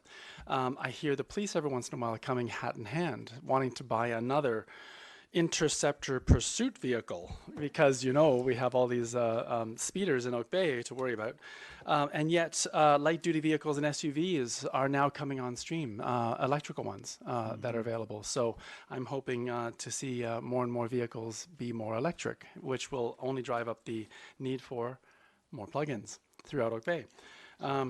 So finding ways to sort of tie those in with these numbers, because I would love to see them percolate up as well, just like you. So again, the general gist, how can we help you? With respect to light standards, I think it's wonderful that we've dropped our district payments in that area with respect to moving off of incandescent, moving off of fluorescent onto the LEDs, and yet at the same time, we have public companies coming to us, the Telluses and the Shaws, wanting us to put their equipment on our light standards, and then offering us a little bit of money per light standard to pay for their equipment, to do the 3G, the 4G, and then soon the 5G radio waves that are going to be broadcast, that are currently and will be broadcast from those standards. So finding a way to tie those in and make sure that the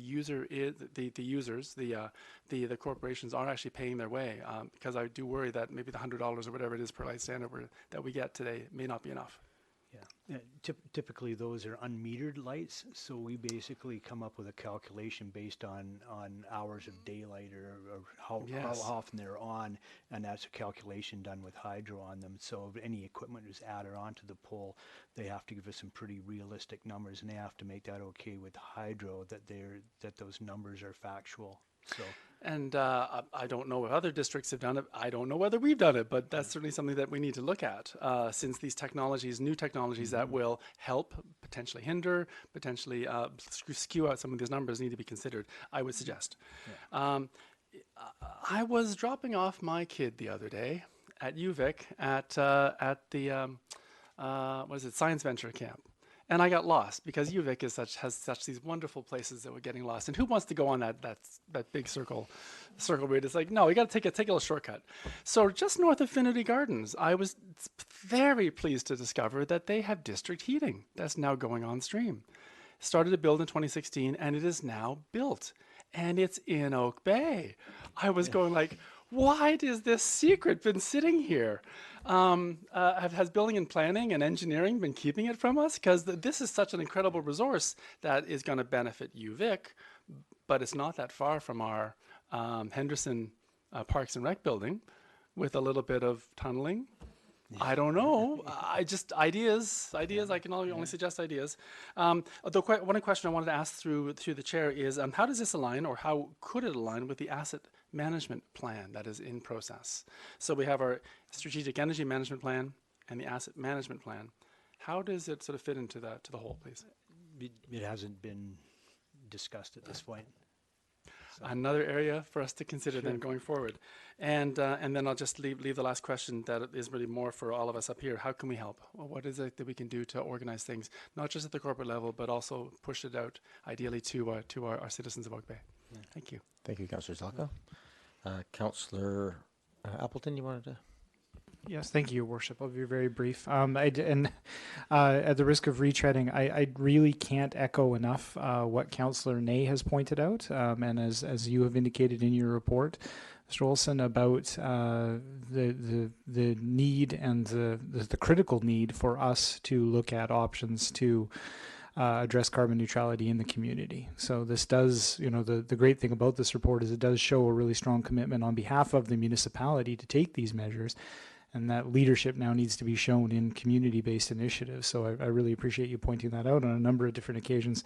That's really key for me, and I can't really sort of underline that enough. One of the things that I just found was a big eye-opener for me, and thank you for producing the SEMP plan in sort of very accessible language, and it's not a given that these things are actually legible and easily accessible by people. So for those members of the public, I strongly recommend you take a look at it because it's a really good document and very accessible. One of the things that blew me away by looking at it was talking about the energy performance on the municipal buildings, and you made the comment that actually on average our buildings are actually performing better than comparable buildings in other municipalities, which I was quite stunned about, given that we're dealing with some fairly aging buildings, and I wasn't sure what their energy efficiency was. I was kind of expecting the worst as far as some of the, and that's just due to some of their age and the fact that they weren't necessarily designed for that purpose. So I was wondering if you could comment on that. A quick comment on that is that I think we've been at it a lot longer than a lot of other municipalities, and so I think we're ahead of the curve on all of this, and that's why our buildings are still performing well. So a lot of places are just getting on it right now. So yeah. Thank you. I'm not seeing any more comments or questions from the council. Trying to get through this meeting in some reasonable time frame. I also just, this is an opportunity for the public to come forward. If there's any questions or comments that anybody wishes to make, you're more than welcome to come at this point and join us at the table. Okay, I'm not seeing anybody on this item, so we'll come back to council. We have a motion per the report. I'll move that motion. Second. This is that we recommended to council the 2019 Strategic Energy Management Plan be adopted. Moved and seconded. Any other discussion? Councillor Zelka? Thank you. I wanted to, since we have the deputy, the fire chief in the audience, I was wondering whether he'd be willing to tell us when electric fire trucks will be rolling out in Oak Bay. These are trucks that only fight electrical fires? Is that your... I got the look of fear there. You don't know. There's no date scheduled. Seeing head shake. Okay, thank you. All right, we have a motion on the table. All those in favor, opposed, not opposed. Thank you very much for that. Thank you, Mr. Olson. Thank you. It is nice to have good news. Things come forward here, I will say so.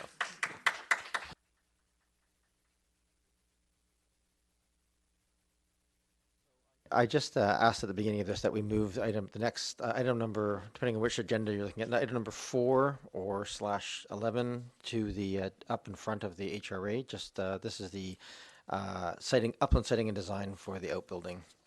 So you can just make sure you're on that for 3190 Norfolk Road, and I'll just turn to our Ms. Jensen from Building and Planning to give a quick overview. Thank you. 3190 Norfolk Road. There's a home currently located at that address, which is just north of Lansdowne Road. The proposal is to construct an accessory building to the rear of the existing home. Proposed is a single-story, 61 square meter building designed to be consistent with the existing home. It utilizes stucco cladding with a stone base and is cited to have no impact on the nearby Gary oak trees. The advisory design panel was generally supportive of the application, noting that the building was respectful of both its design reflecting the home and for its siting amongst the trees. They did suggest lowering the roof to reinforce the design and that muntins be removed from the north elevation window. Both of those items have been incorporated into the design as presented. Staff have also reviewed the application with respect to site characteristics and the neighborhood. The proposed construction is in keeping with the design of the existing home and is sited on a portion of the lot where it protects the nearby trees. With the trees and mature vegetation, along with additional proposed landscaping, there is minimal impact to the adjacent properties, and staff are seeking council direction. Thank you very much, Ms. Jensen. Is the applicant here tonight? You don't have to come forward unless there's questions. We'll leave you there for now. Are there questions from council or staff or the applicant? Councillor Zelka? Thank you, Chair. Through you to staff, I do notice that the right-of-way is that is most likely a sewer line of some sort, is right next to the building. With the upcoming Uplands sewer separation process, is there any going to be impact with respect to the building being this close to that right-of-way? Thank you. Who am I, Mr. Haran, Ms. Jensen?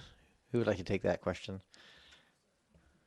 Mr. Haran, Director of Engineering. Through you, Chair, I haven't looked specifically at the at this particular right of way, but just I can say that the plan for the new sewer separation project is new storm drains in the streets, not using the rights of way of the easements. So the project shouldn't have an impact on the new infrastructure. Shouldn't have an impact on this decision, and then. The whatever is being considered at this time is incorporating what's happening underground as well. So I just don't have the specific answer for this one, but it shouldn't have an impact on sewer. Okay, thank you. Is there any additional comments, Ms. Jensen? Yeah, just to follow up on that, there is a power line that runs through that right-of-way. The siting for the proposed building is actually off of the right-of-way, so there shouldn't be an impact. Okay, thank you very much. Any other questions? Councillor Appleton. Thank you, Your Worship. Just very quickly, through you to staff, I just wanted to ask a general question about sort of the provision of the washroom in an outbuilding, and just sort of, and excuse my ignorance here, but what are the general restrictions for provision of a bathroom like that in an outbuilding? Yeah, we have no restrictions that would prevent somebody from putting a washroom into their building.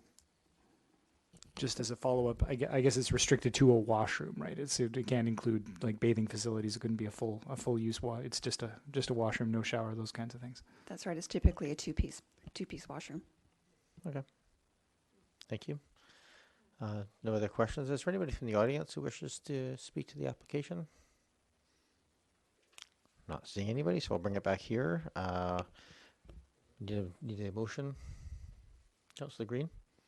I'll make the motion according to the staff recommendation that we approve this application. Second. Moved and seconded. Any further discussion? All those in favor?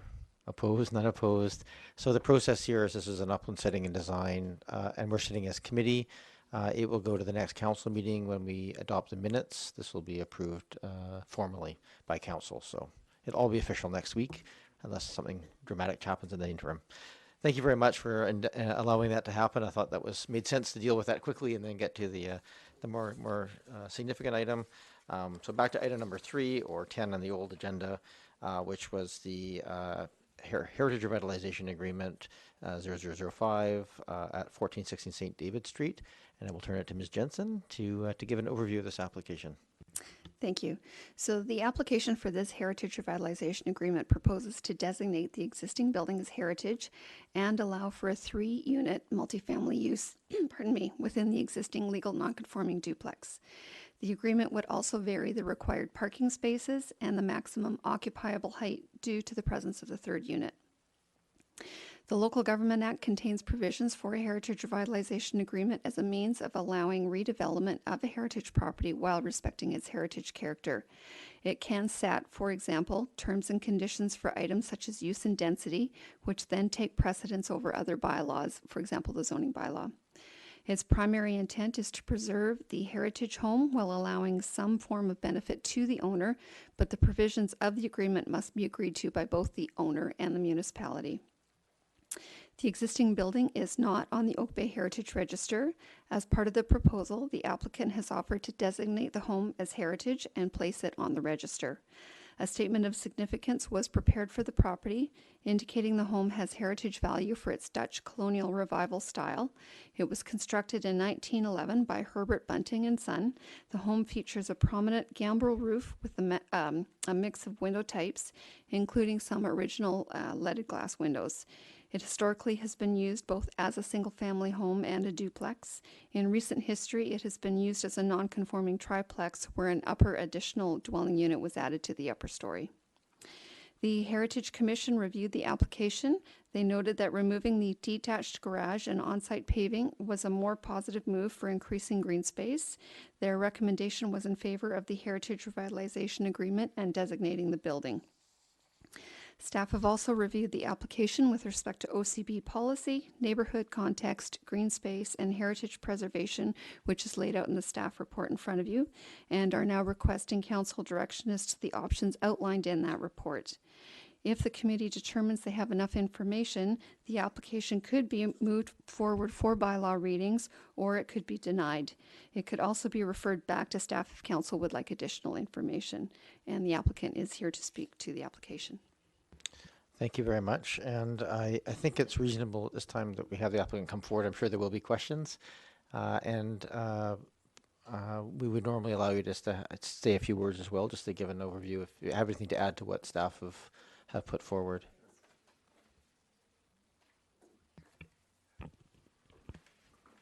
Oh, you have a presentation. I forgot. That's right. I heard that was coming on.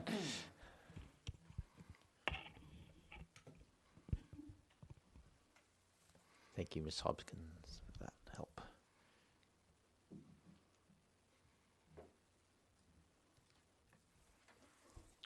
So good evening, Mayor and Council, and thank you for this opportunity to speak today.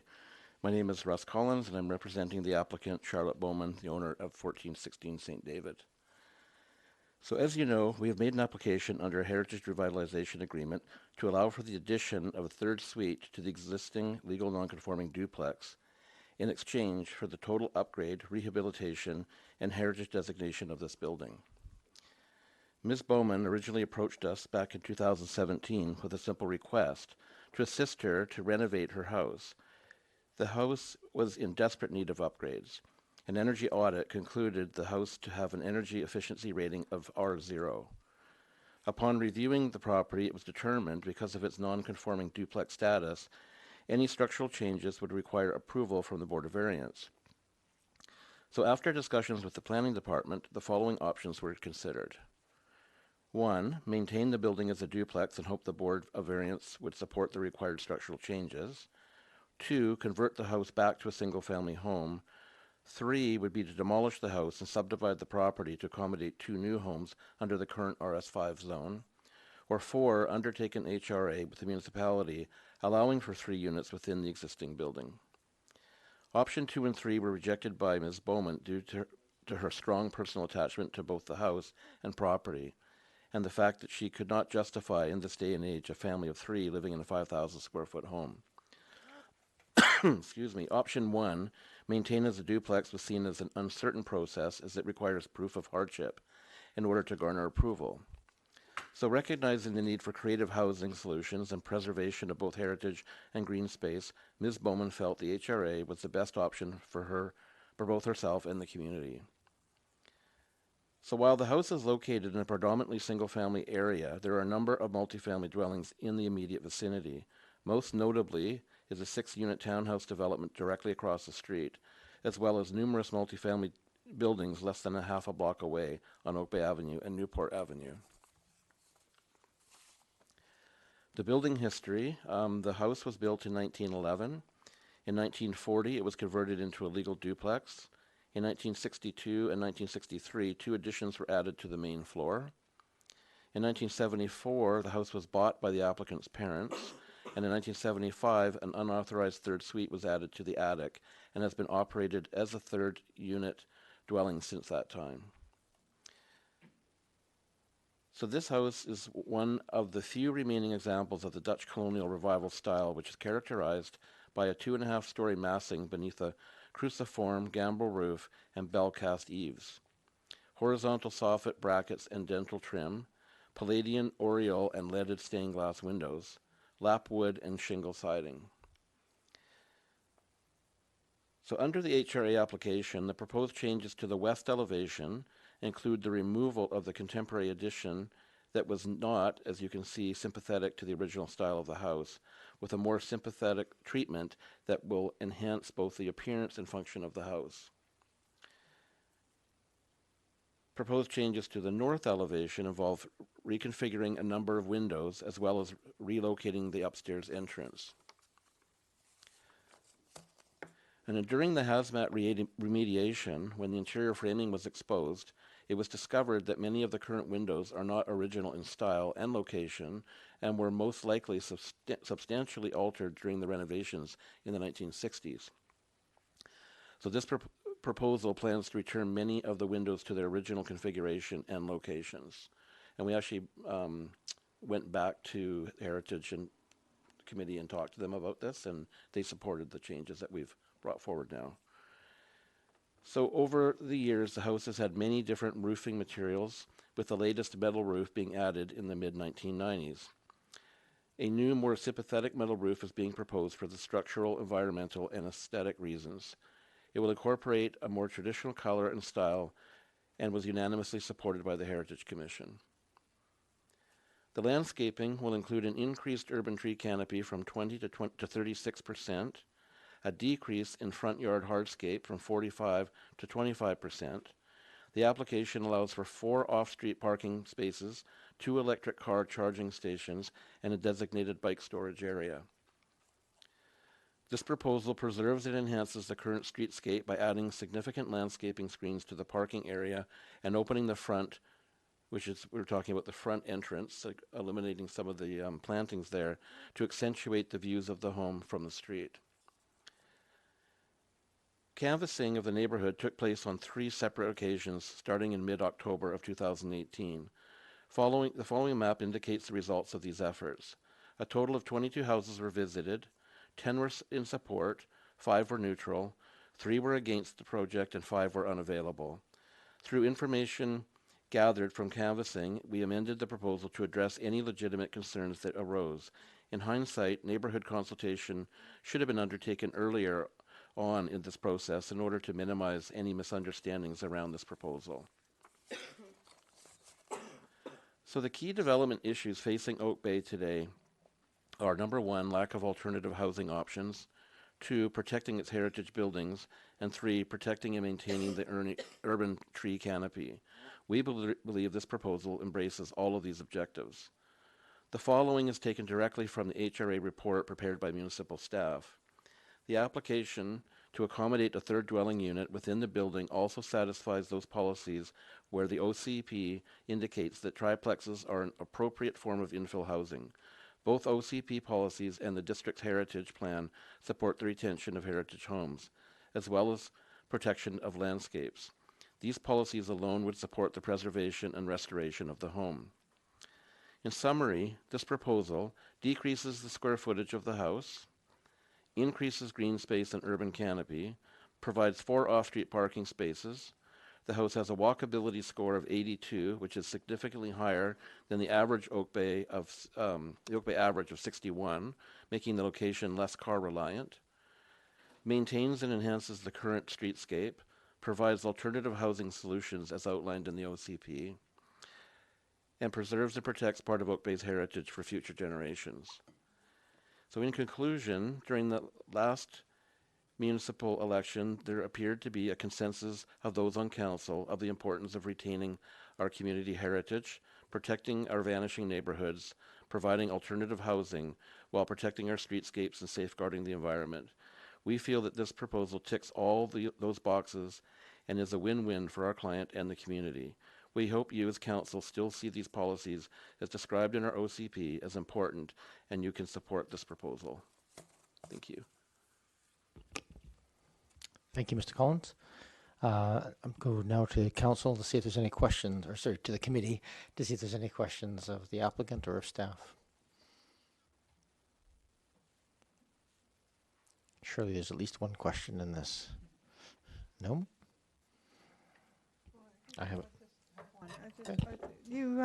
Your proposals to remove the garage at the back? Yeah. Could you just say more about that around the decision? Well, what I know about it is because our client grew up in this house, and she made it quite clear to us that nobody ever parked in the back of this house. So it was just a lot of extra pavement, and people who lived in the house always park in the front. Or on the side. What's that? I mean, it's really ugly. It's not at all. It's a square box. Can I just ask you to just state your name for the record so sorry. we know who's speaking? Charlotte Bowman. Thank you, Ms. And Bowman. so the garage really leads nothing to the house. It's a big square box, and I mean, I think it was built in the 70s, and and I wanted to, because in order to have the garage, half the backyard had to be paved, and a big thing for me was getting rid of as much hardscape as possible and returning permeable surfaces and green space. And so this was a solution that I felt covered. I felt green space was more important than the garage. Thank you. Any other questions? Councillor Zilka? Thank you, Chair. I'd like to hear, through an appropriate person, a bit more about the non-conforming sewer. What's being done about that? I understand some sort of special covenant will have to be put in place because nobody owns this pipe, or something's unclear. Would love to hear more about that, please. Well, the fun things we get to talk about at council, yeah. Mr. Haran? Yes, the chair. So there is a pipe that's about 100 years old, a sanitary, well, it's a combined sewer pipe actually, behind 1416, and it basically runs from about 1436 St. David down to Brighton Avenue. And it is indeed a private sewer, I guess is the best way to describe it. In other words, it's not municipally owned, it's not maintained or operated or dealt with by the municipality. Where the municipality takes over is at the manhole on Brighton Avenue. And in the 1990s, the municipal engineer at the time had sent a letter to the locals in terms of trying to make some efforts to take on this responsibility for this sewer pipe, but that is the farthest that got at that time. So what we've done in terms of this application and in terms of discovering that this asset was there was we've taken measures to ensure that the service is provided for all the houses that are connected to that, and that will remain going forward, and that there are some separate to this land use discussion decision. There's some actions for me as Director of Engineering Services to take around advising residents and about making plans for the future. Thank you. I just have a qualification or follow up on that though. Is there no sewer along St. David, or it's just that this row of houses is primarily hooked up in behind? So there is a sanitary sewer in St. David that goes as far as 1392, and then as part of this offsite servicing for this application, there'd be an extension of the sanitary sewer. So 1416 would have to connect to a new service that would be provided, extended on north on St. David. Oh, interesting. Anything else, Councillor Zelka? Councillor Green? Through you, Mayor, to staff. Mr. Huron, are there any environmental concerns from your perspective about this arrangement underground? Through you, Chair, because of the question, this land use discussion, this is where we, as a district, we can impose requirements, which is why we're requiring that the connection to St. David. And then the other things that we have some control over are protecting the use of the existing sewer for the other residents that are currently connected there. So we have done some condition assessment of the sewer, and there will be some the recommendations around the covenant to maintain its existing use as it crosses this property. For those properties that are further north, we'll be able to use that sewer as long as it still remains functioning. And then the other actions are about the municipality needs to come up with a plan for how to deal with what happens when this sewer reaches end of life. Thank you. That's very interesting. Not super relevant to this application, other than the fact that it's going to be help with dealing with it. Councillor Zelka? Thank you for letting me speak a second time.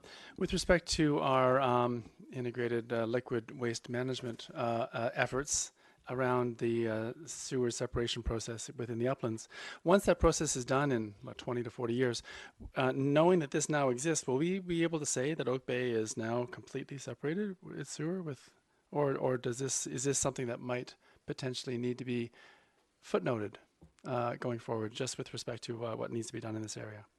Just it's a question that may not need an answer today, but I just wanted to ask about something. I think I'll suggest, unless there's a ready answer, that we consider this as part of a report back on the status of the uplands and where this leads us overall. I want to keep our focus on the application here if we can. I have a couple questions. So you touched on this, that the metal roof was sort of suggested as being supportable by Heritage.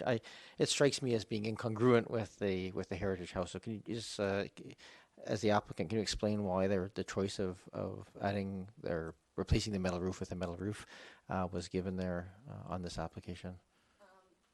Sorry, can you put the microphone on? So it took a lot of consideration. We looked at a lot of different options. Originally we were thinking keep the metal roof that was already on there, but it really was ugly and it wouldn't do justice to the house. We looked at cedar shake, which would probably be technically the most heritage. However, cedar shakes are no longer sustainable, and I'm an environmentally conscious person. I don't feel comfortable cutting down trees every 25 years to replace my roof. And so I finally chose a metal roof because I feel by looking at the picture, it goes with the building. It accentuates the heritage shape of the building, and environmentally, I can collect rainwater off of it, which I can't, and use that water to water the garden in the summer, where every summer we're on water restrictions. This would allow me to collect water and water the garden with it. It's a recyclable material, and so from structurally, because it's a unique roof in the snow will slough off of it much easier as a metal roof. So those are basically. No, that's great. Thank you very much for the answer. I have a question for staff, and that is just my clarity. The zoning will remain RS5, so will this then again become a legal non-conforming portion on this? So if there's changes in the future, they would have to go through a similar process of having to go through a non-standard process for modifications? The zoning does remain in place. It will not change. It's the heritage agreement itself that is allowing them to go to the 3 units. So it will not be non-conforming anymore. It will be a legal use through that agreement. If they chose to do something different in the future that allowed for a 4th unit, then that would require additional steps. Okay, thank you. And one other question, just on the choice of this third unit in there. One of the things that obviously there's more housing needed all across the pieces, but one of the areas we have shortages of is actually multi-bedroom rentals as well. Is there any consideration given to this to make that second and third story a larger single apartment as part of the application? And what was the reason for the choice of going to a triplex? Yeah, sure. I think it's mainly because we feel the suites are quite large.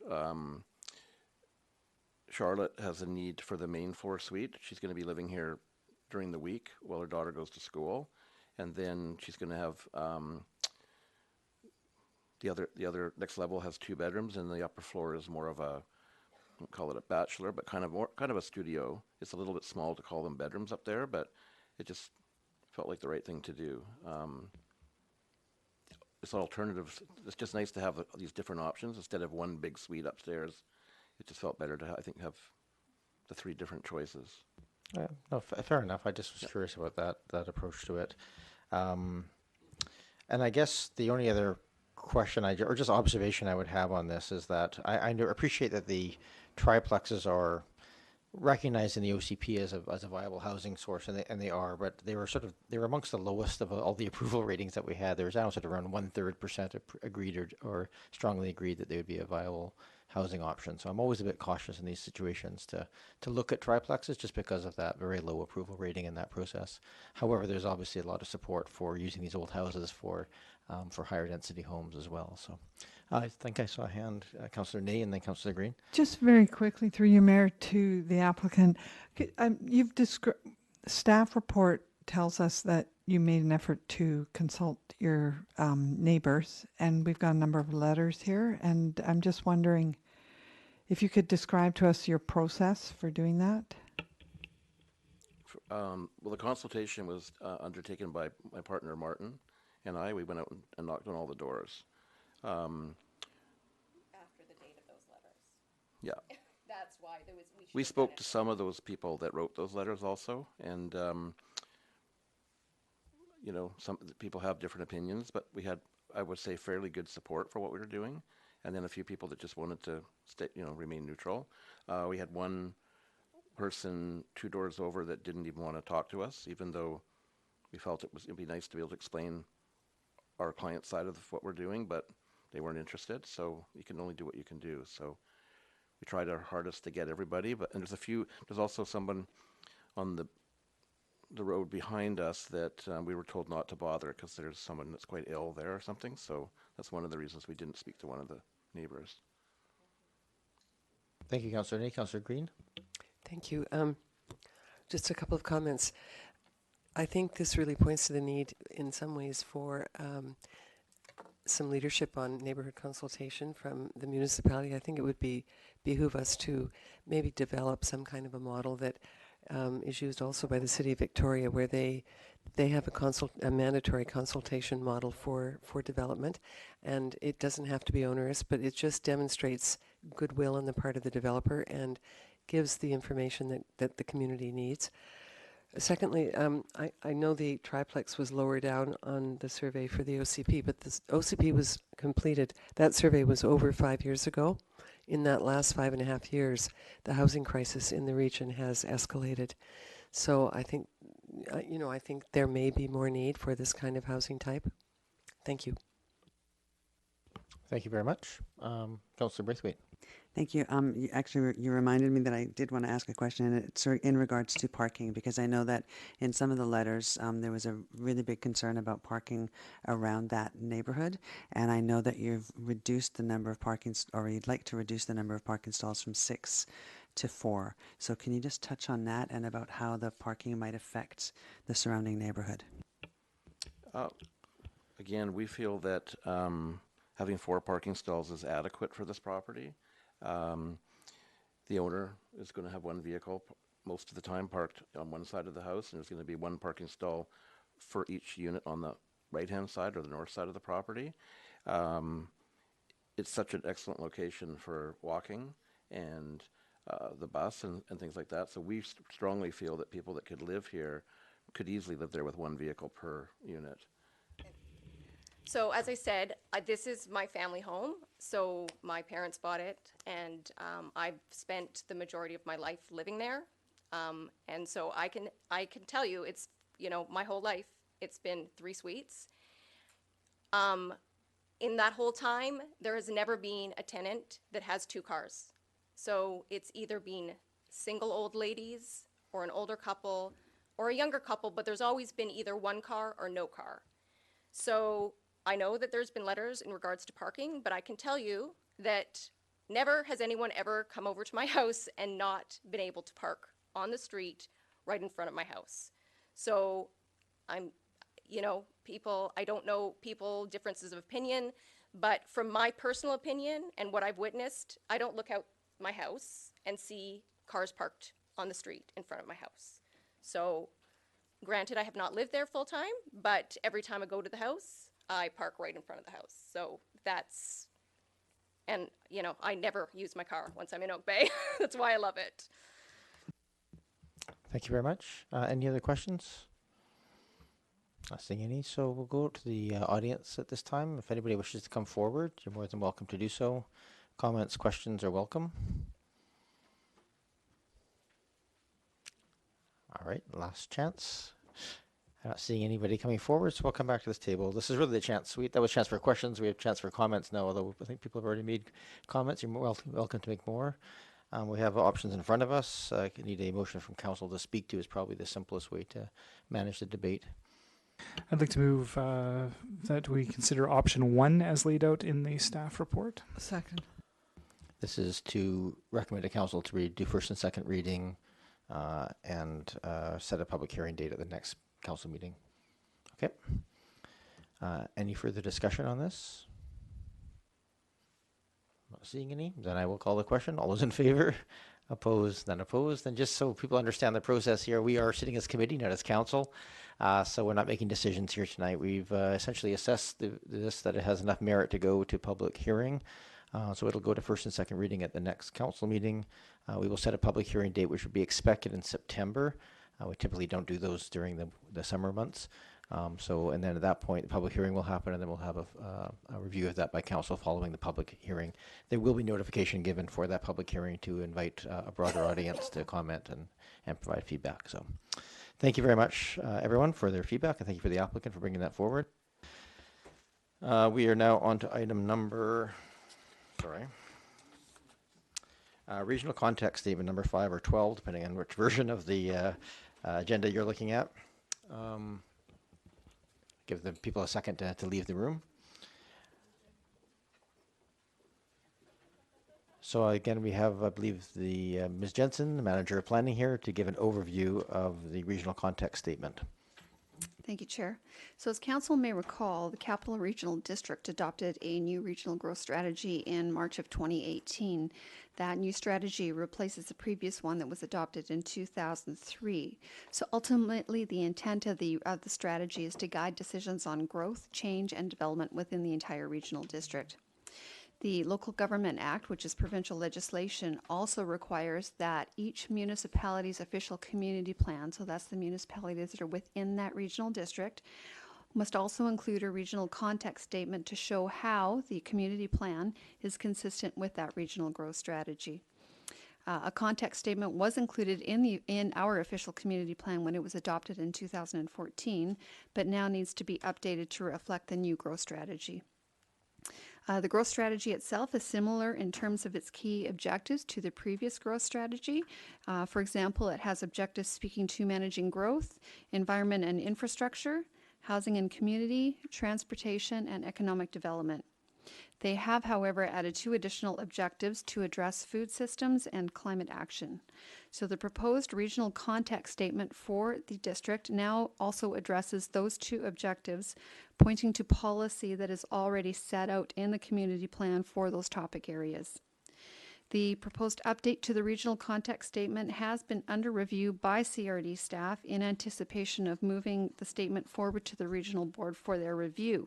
So should council subsequently give first and second readings to the proposed bylaw, it would then be forwarded to the Capital Regional District for acceptance by the board, who have 120 days to respond.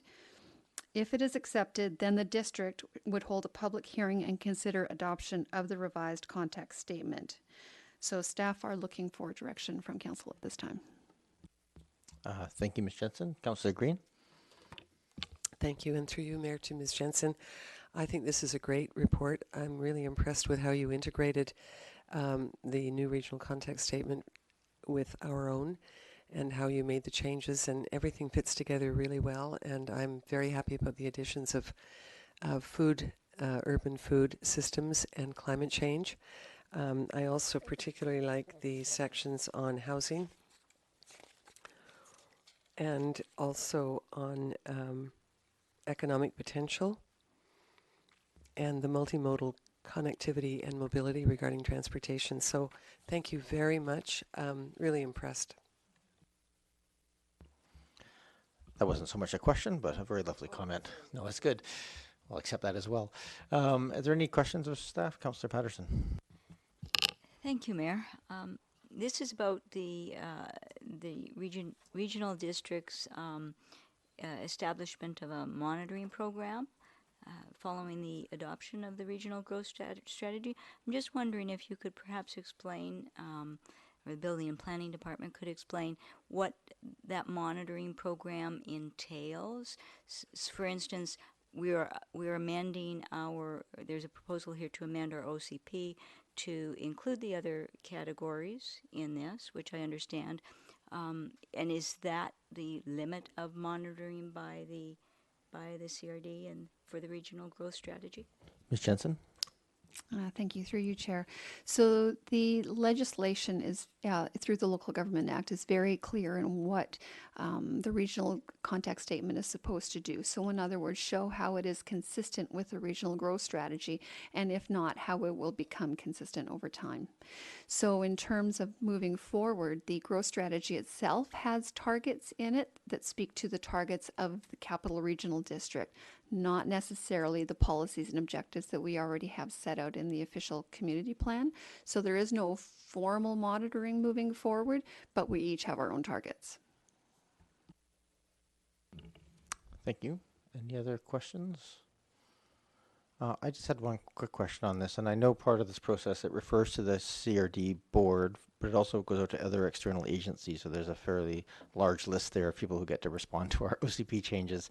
One of the things that we're considering in the fall is going to be the Heritage Conservation Area. If that goes forward, it would require OCP amendment changes as well. Is there any benefit to sort of pooling those two processes together so that we go to consultation simultaneously on both of those items? That's obviously, we don't know if that's going to go forward or not, but it's got a fairly reasonable chance of happening. It's right to you, Ms. Jensen. Thank you. In my opinion, we're on two separate timelines for this. So we do have some dates that we have to hit for bringing the context statement forward to the regional district. In terms of the notification, there may be, through the conservation area, if council decides to move forward with that there are other aspects of consultation we need to do as well. So the timing may not work. That's sufficient for me. That's fine. It was a question that was on my mind, so I appreciate the answer. Thank you. Councillor Name. Thank you. I'd just like to echo the comments from other councillors about thank you very much for incorporating this into the OCP. I just have a comment. I'm on the climate change, the Objective 7 section. And just for clarification, because you've rightly identified that we're the regional growth strategy sets the target of reducing community greenhouse gas emissions by 33%. So we know that in Oak Bay we've achieved that, 30th percent in our corporate area, but not our community. So do we have our benchmarks for our community gas emissions? Because this is, you use the word community greenhouse. Are you using that generic specifically, or does that also include corporate? And if it does include corporate, then are we there because of the presentation Mr. Olson provided to us? I wonder if you could just clarify for us. Ms. Jensen.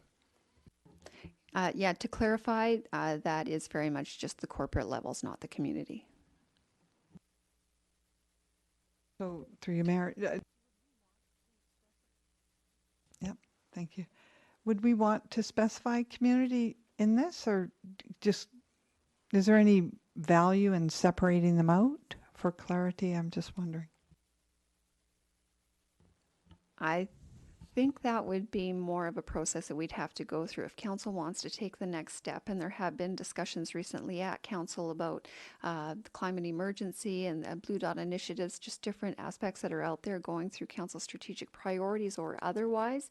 There could be a conversation about what may or may not be included in the OCP at a later date, but at this time we have no target. Thank you very much.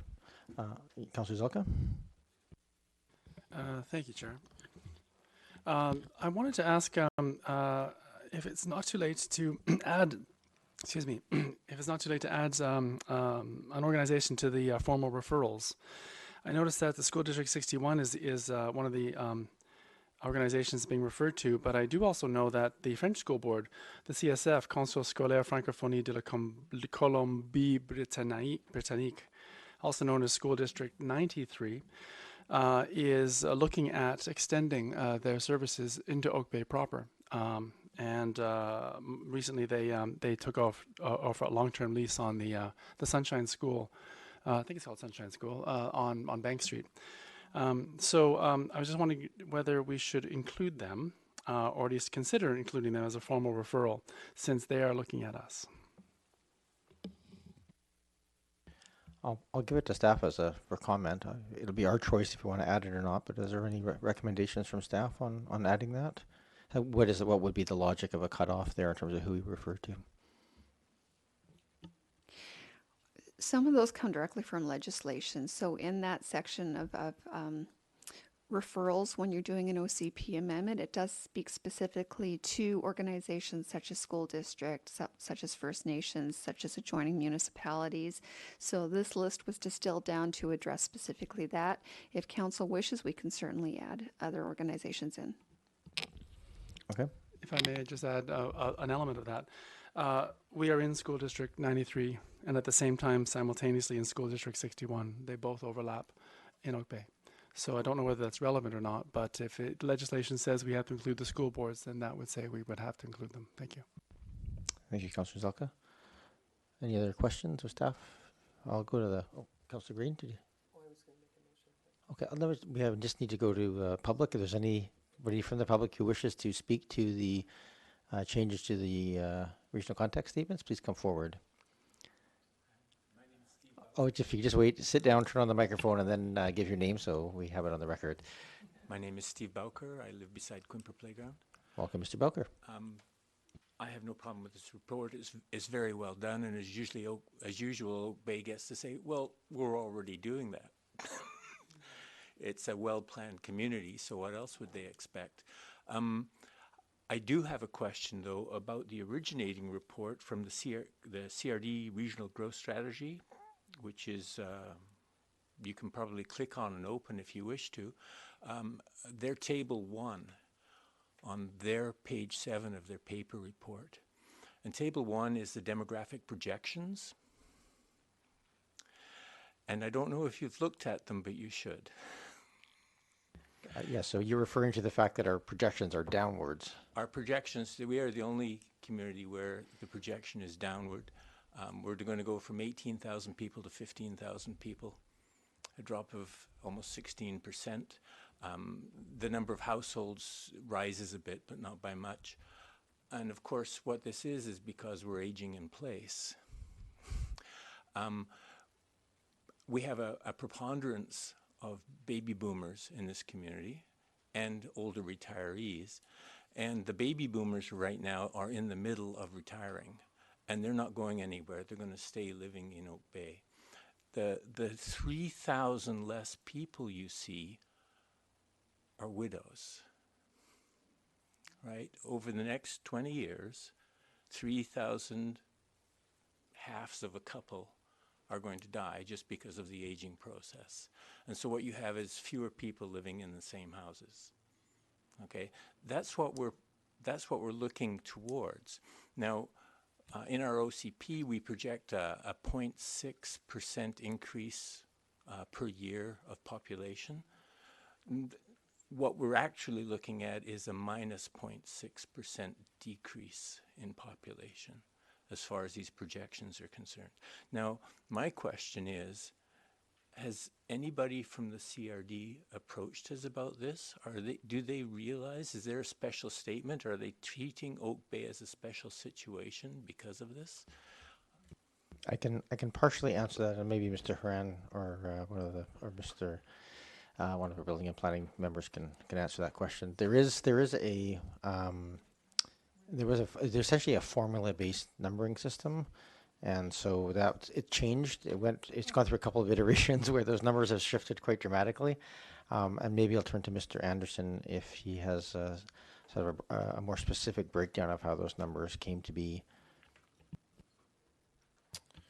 No, I don't have a more specific breakdown, Your Worship, but the CRD did undertake a new projection that they've just completed that was the result that you see in the RGS, and it's a projection that's done by BC Statistics, and it doesn't actually account for growth changes that might specifically occur within municipalities. It's just basically a projection based on demographics. So that's one of the reasons why the proposal is for those numbers to appear in the new RGS at a larger subgroup level as opposed to a municipality level, because they're basically just taking the projections and then breaking them across by the region. So I think there's some stock to be taken in the demographic impacts that we see in those numbers, but I think we also need to look at what changes occur in our communities with respect to land use and development that might have some impacts on what population we end up seeing in 20 years. So thank you. Thank you. Mr. Boker?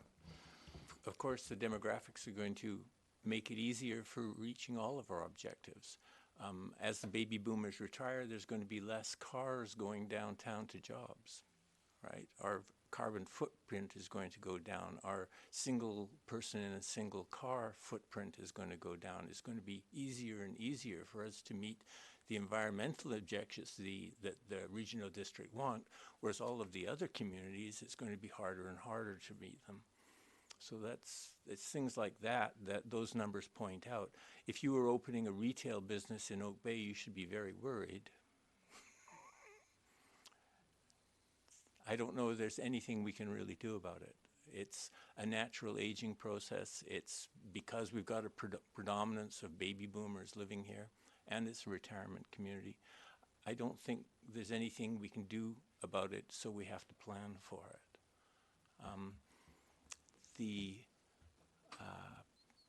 The only other thing I have to say about this report is, and so therefore I would think the CRD would want to specifically state that Oak Bay is a special situation and a special case in their regional planning. There's nothing we can do about it, so we have to plan for it. The only other thing I would say is under the food category, in the changes to the OCP, which is a new category, it mentions growing food in boulevards and things like that. Actually, Oak Bay has a very good history of this. During the First World War and the Second World War, Oak Bay was known for its victory gardens. There were special bylaws brought in place at that time where you couldn't have grazing animals roaming free because people were growing in the boulevards. They were growing food. Currently, you cannot grow food in the boulevards of Oak Bay. The deer would eat it in a day. I've tried. You can't do it. And so perhaps this is a chance to throw the deer problem back at the CRD. We cannot grow the food because of your deer. Thank you.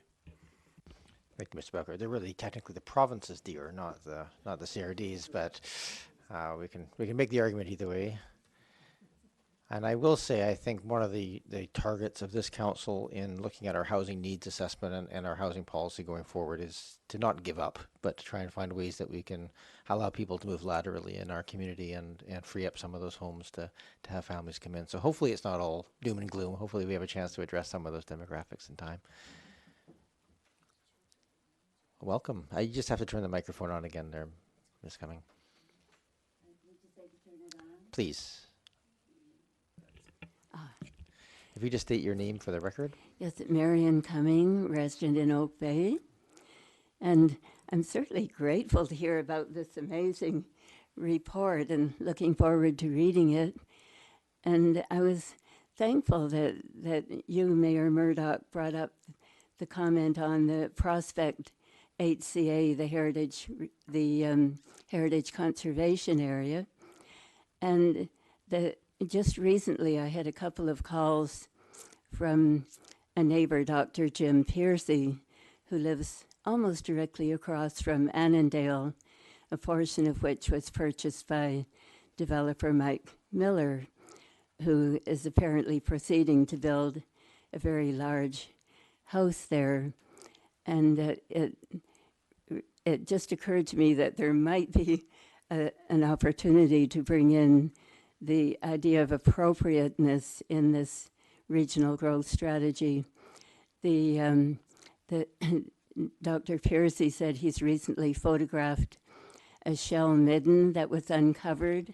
Ms. Cumming, I want to keep the focus on the regional growth strategy report, not on the specifics of a specific single-family home development going on. That's just, we're too far off track there to talk about that particular piece. Even though if that shell midden is simply trucked away, it could remove centuries or even thousands of years of evidence of indigenous heritage that ought to be an appropriate part of our awareness as we contemplate growth into the future.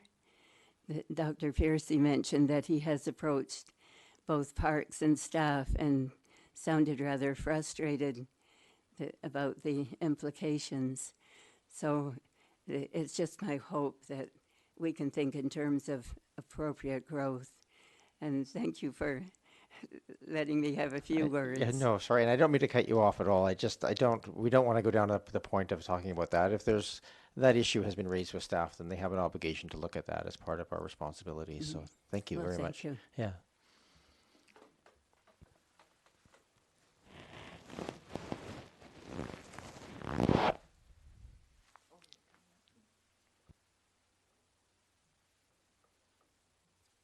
Is there anyone else who wishes to? Sorry, I thought there was you were coming forward to speak. Is there anybody else who wishes to come forward at this time? I don't see anybody. So back here on this issue of the regional context statement, Councillor Braithwaite. I just want to tell Mr. Bowker that I'm really depressed now that I'm going to be alone in my house as I age. My husband's probably not going to be too happy either, but luckily I only live in an 850 square foot house, so I should be able to stay there. So there you go. Councillor Green. Yes, I was really cheery when I came to the meeting tonight, but it's been a tough evening. And Mr. Bowker put the lid on it for me. No pun intended, but I think he did make some good points, and I think these are issues that we can address together as a council and staff. So thank you, Mr. Bowker. Councillor Zelka. Thank you, Chair. This question may end up in your lap. At the beginning of the process of where the CRD was working on their regional growth statement process, there was an attempt to rename it Regional Sustainability Plan, which I strongly supported as a way of refocus, reframing, restating essentially the intent of what it is intending to do. Unlimited growth, of course, is not necessarily sustainable. It's nice, but I'm not so sure, just in terms of whether it's something that while business definitely loves it, I know my children may not like the results of some aspects of that. So what I wanted to ask was, how did this change back to regional growth? And is there any way that we could still, with respect to our statements going forward, maybe frame them in such a way that they actually are relating to the regional sustainability aspects. Thank you. And I was not there for that debate, for that naming, so I actually don't know the context of it off the top of my head. Obviously, we have to call it the regional growth strategy if the CRD is calling it the regional growth strategy, I would assume. Mr. Anderson, is anything to add to that? No, Your Worship, that would be the case. And the new RGS was adopted, help me out, Deb, 2018, last year. But I should note that the regional context statement is about how our OCP is consistent with the regional growth strategy. That's what's before us this evening. So the naming or not of the regional growth strategy is not even within the purview of the regional context statement. So we wouldn't make a comment to the region on that topic. I just wanted to clarify that.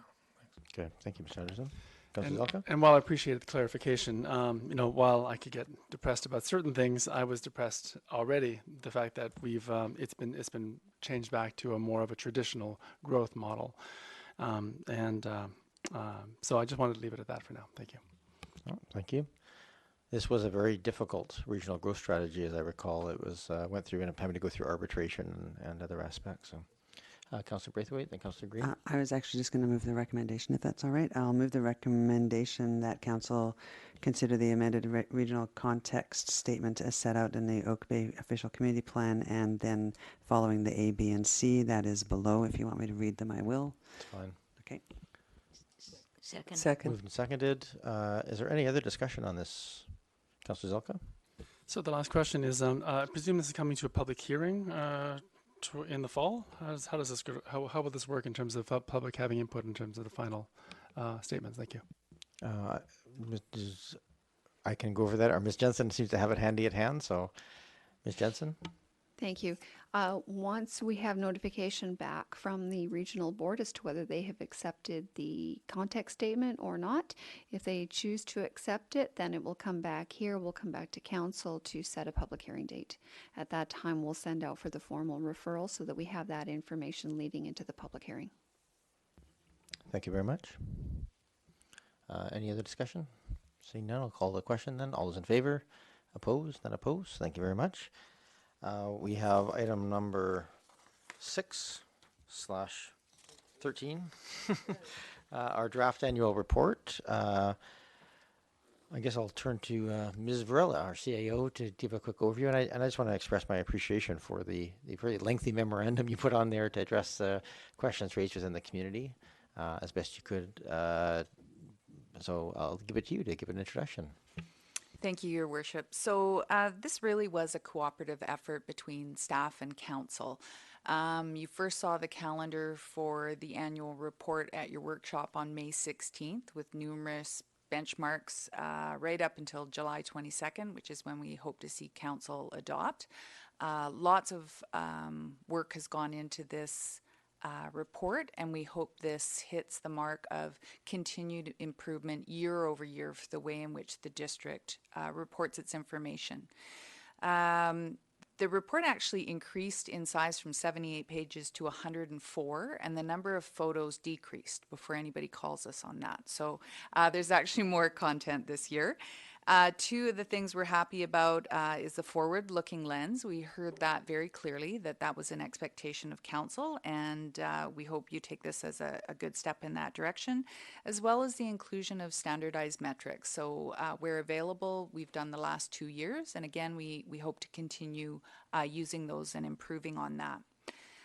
Financial reporting, council has seen or adopted all of this information previously. So the statement of financial position was that visual that you received on May 16th. So that was another positive step forward, hoping to make a complicated discussion a little more reader friendly. The parking reserve funds, council approved on June 10th. The report on permissive tax exemptions approved on June 10th, and the Financial Information Act reports were also approved on June 10th. And the audited financial statements were approved May 6th, with final reading of the financial plan bylaw on May 13th. So that should all seem very familiar. As I noted earlier, the annual report was made available for public inspection on the 28th. All of the questions that we received from the public are actually included on the memo before you. So there was answers provided to each and every single question we received, except for one that came in after the table was put together. And that was actually received from Friends of Uplands Park, who wanted to see notation of the management plan for Uplands Park and Cattle Point included. We'll be responding that that'll actually belong in the 2019 annual report, but we really appreciate that notation being provided. Again, the questions have been provided in the memo, and if council has any questions, we're happy to answer those. If we're unable to provide an answer off the top of our head, we still have till July 22nd to bring back any new information that council might want to see as far as questions related to the report. So thank you.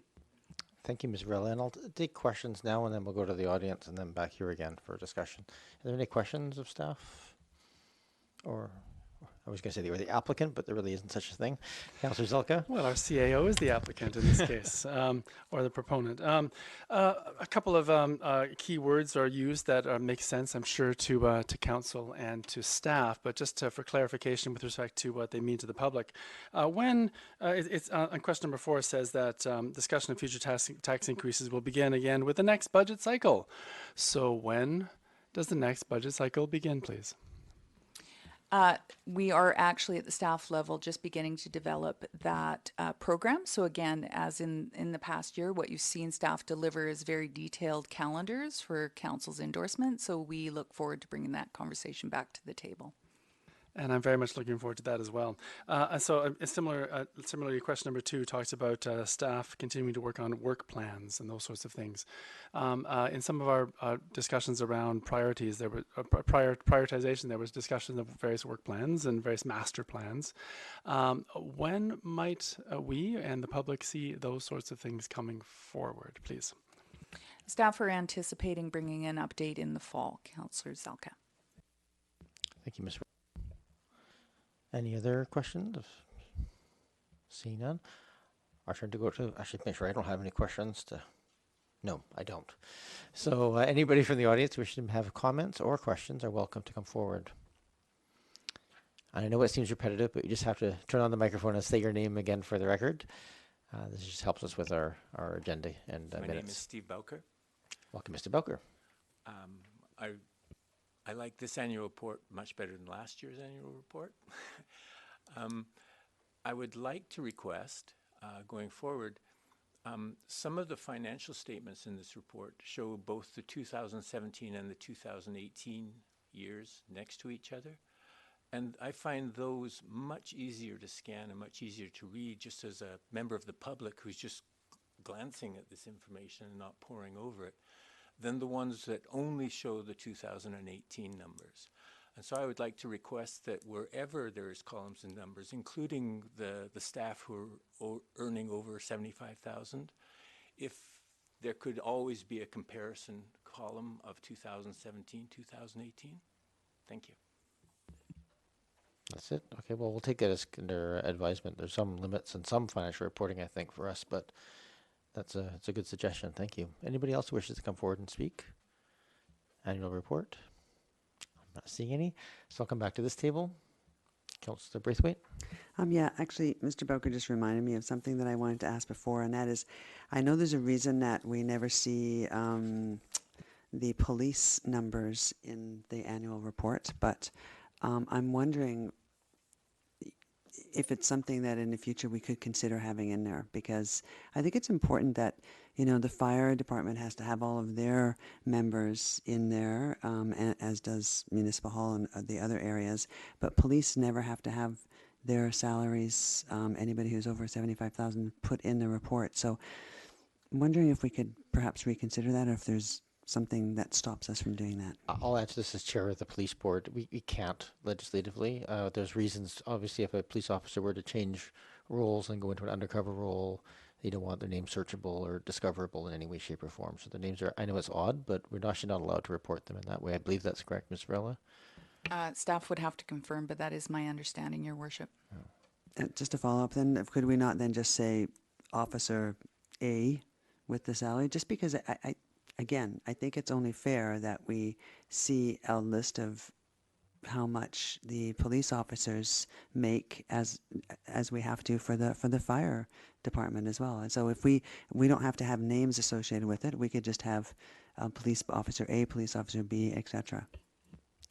That is possible. So not for this report, obviously, but in future times we can look at that for next time and see what the possibilities are, and if council wants to see that. Staff will make a notation, Your Worship. Thank you, Ms. Rella. Councillor Green. Would you like a motion? I always love motions. I know, that's what I thought. And thank you for a very comprehensive report, Ms. Rella. Oh, Deborah. Oh, well, thank you all. It's a collective at all. So I will move the staff recommendation. Second. Moved in second. Any other? Councillor Braithwaite? And then I just want to have another question. So again, in the room, I see we have Parks and Rec, we have Building and Planning, we have Engineering, we have Fire, and we have Municipal stuff, but we don't have Police, and yet they are part of our annual report, are they not? So is there a reason that they're not in the room, or like in case we had any questions for them, or is it? Not that I'm picking on the police, trust me. So, Your Worship, I don't have that information at hand. There is a name tag on a chair. There was a name tag on a chair, so there may be a reason given the nature of service. So Sorry, I just thank you for that's that. yeah. I just didn't know whether or not they had been invited to be here, or I can't see that low. Thank you, Councillor Braithwaite. It's a good question. Any other questions, comments?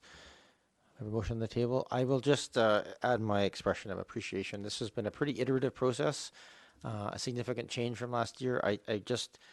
You already said it, but I think adding some standard measures of success so that we can compare year over year over time without us, just to ensure it's not a political process, that we're actually measuring the things that we're trying to do, and the good and the bad will come out, and we have that.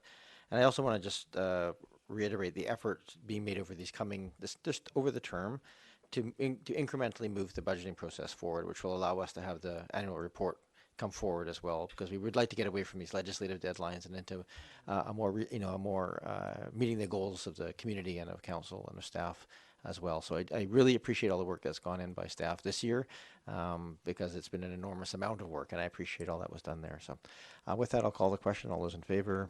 Opposed? None opposed. And then we already have an adjournment of this committee meeting that will bring us back to the in-camera meeting of the previous special council meeting. So I have a motion to adjourn. Motion to adjourn. Moved and seconded. All those in favor? Opposed? Not opposed. Thank you very much. And thank you, everybody, for coming out tonight.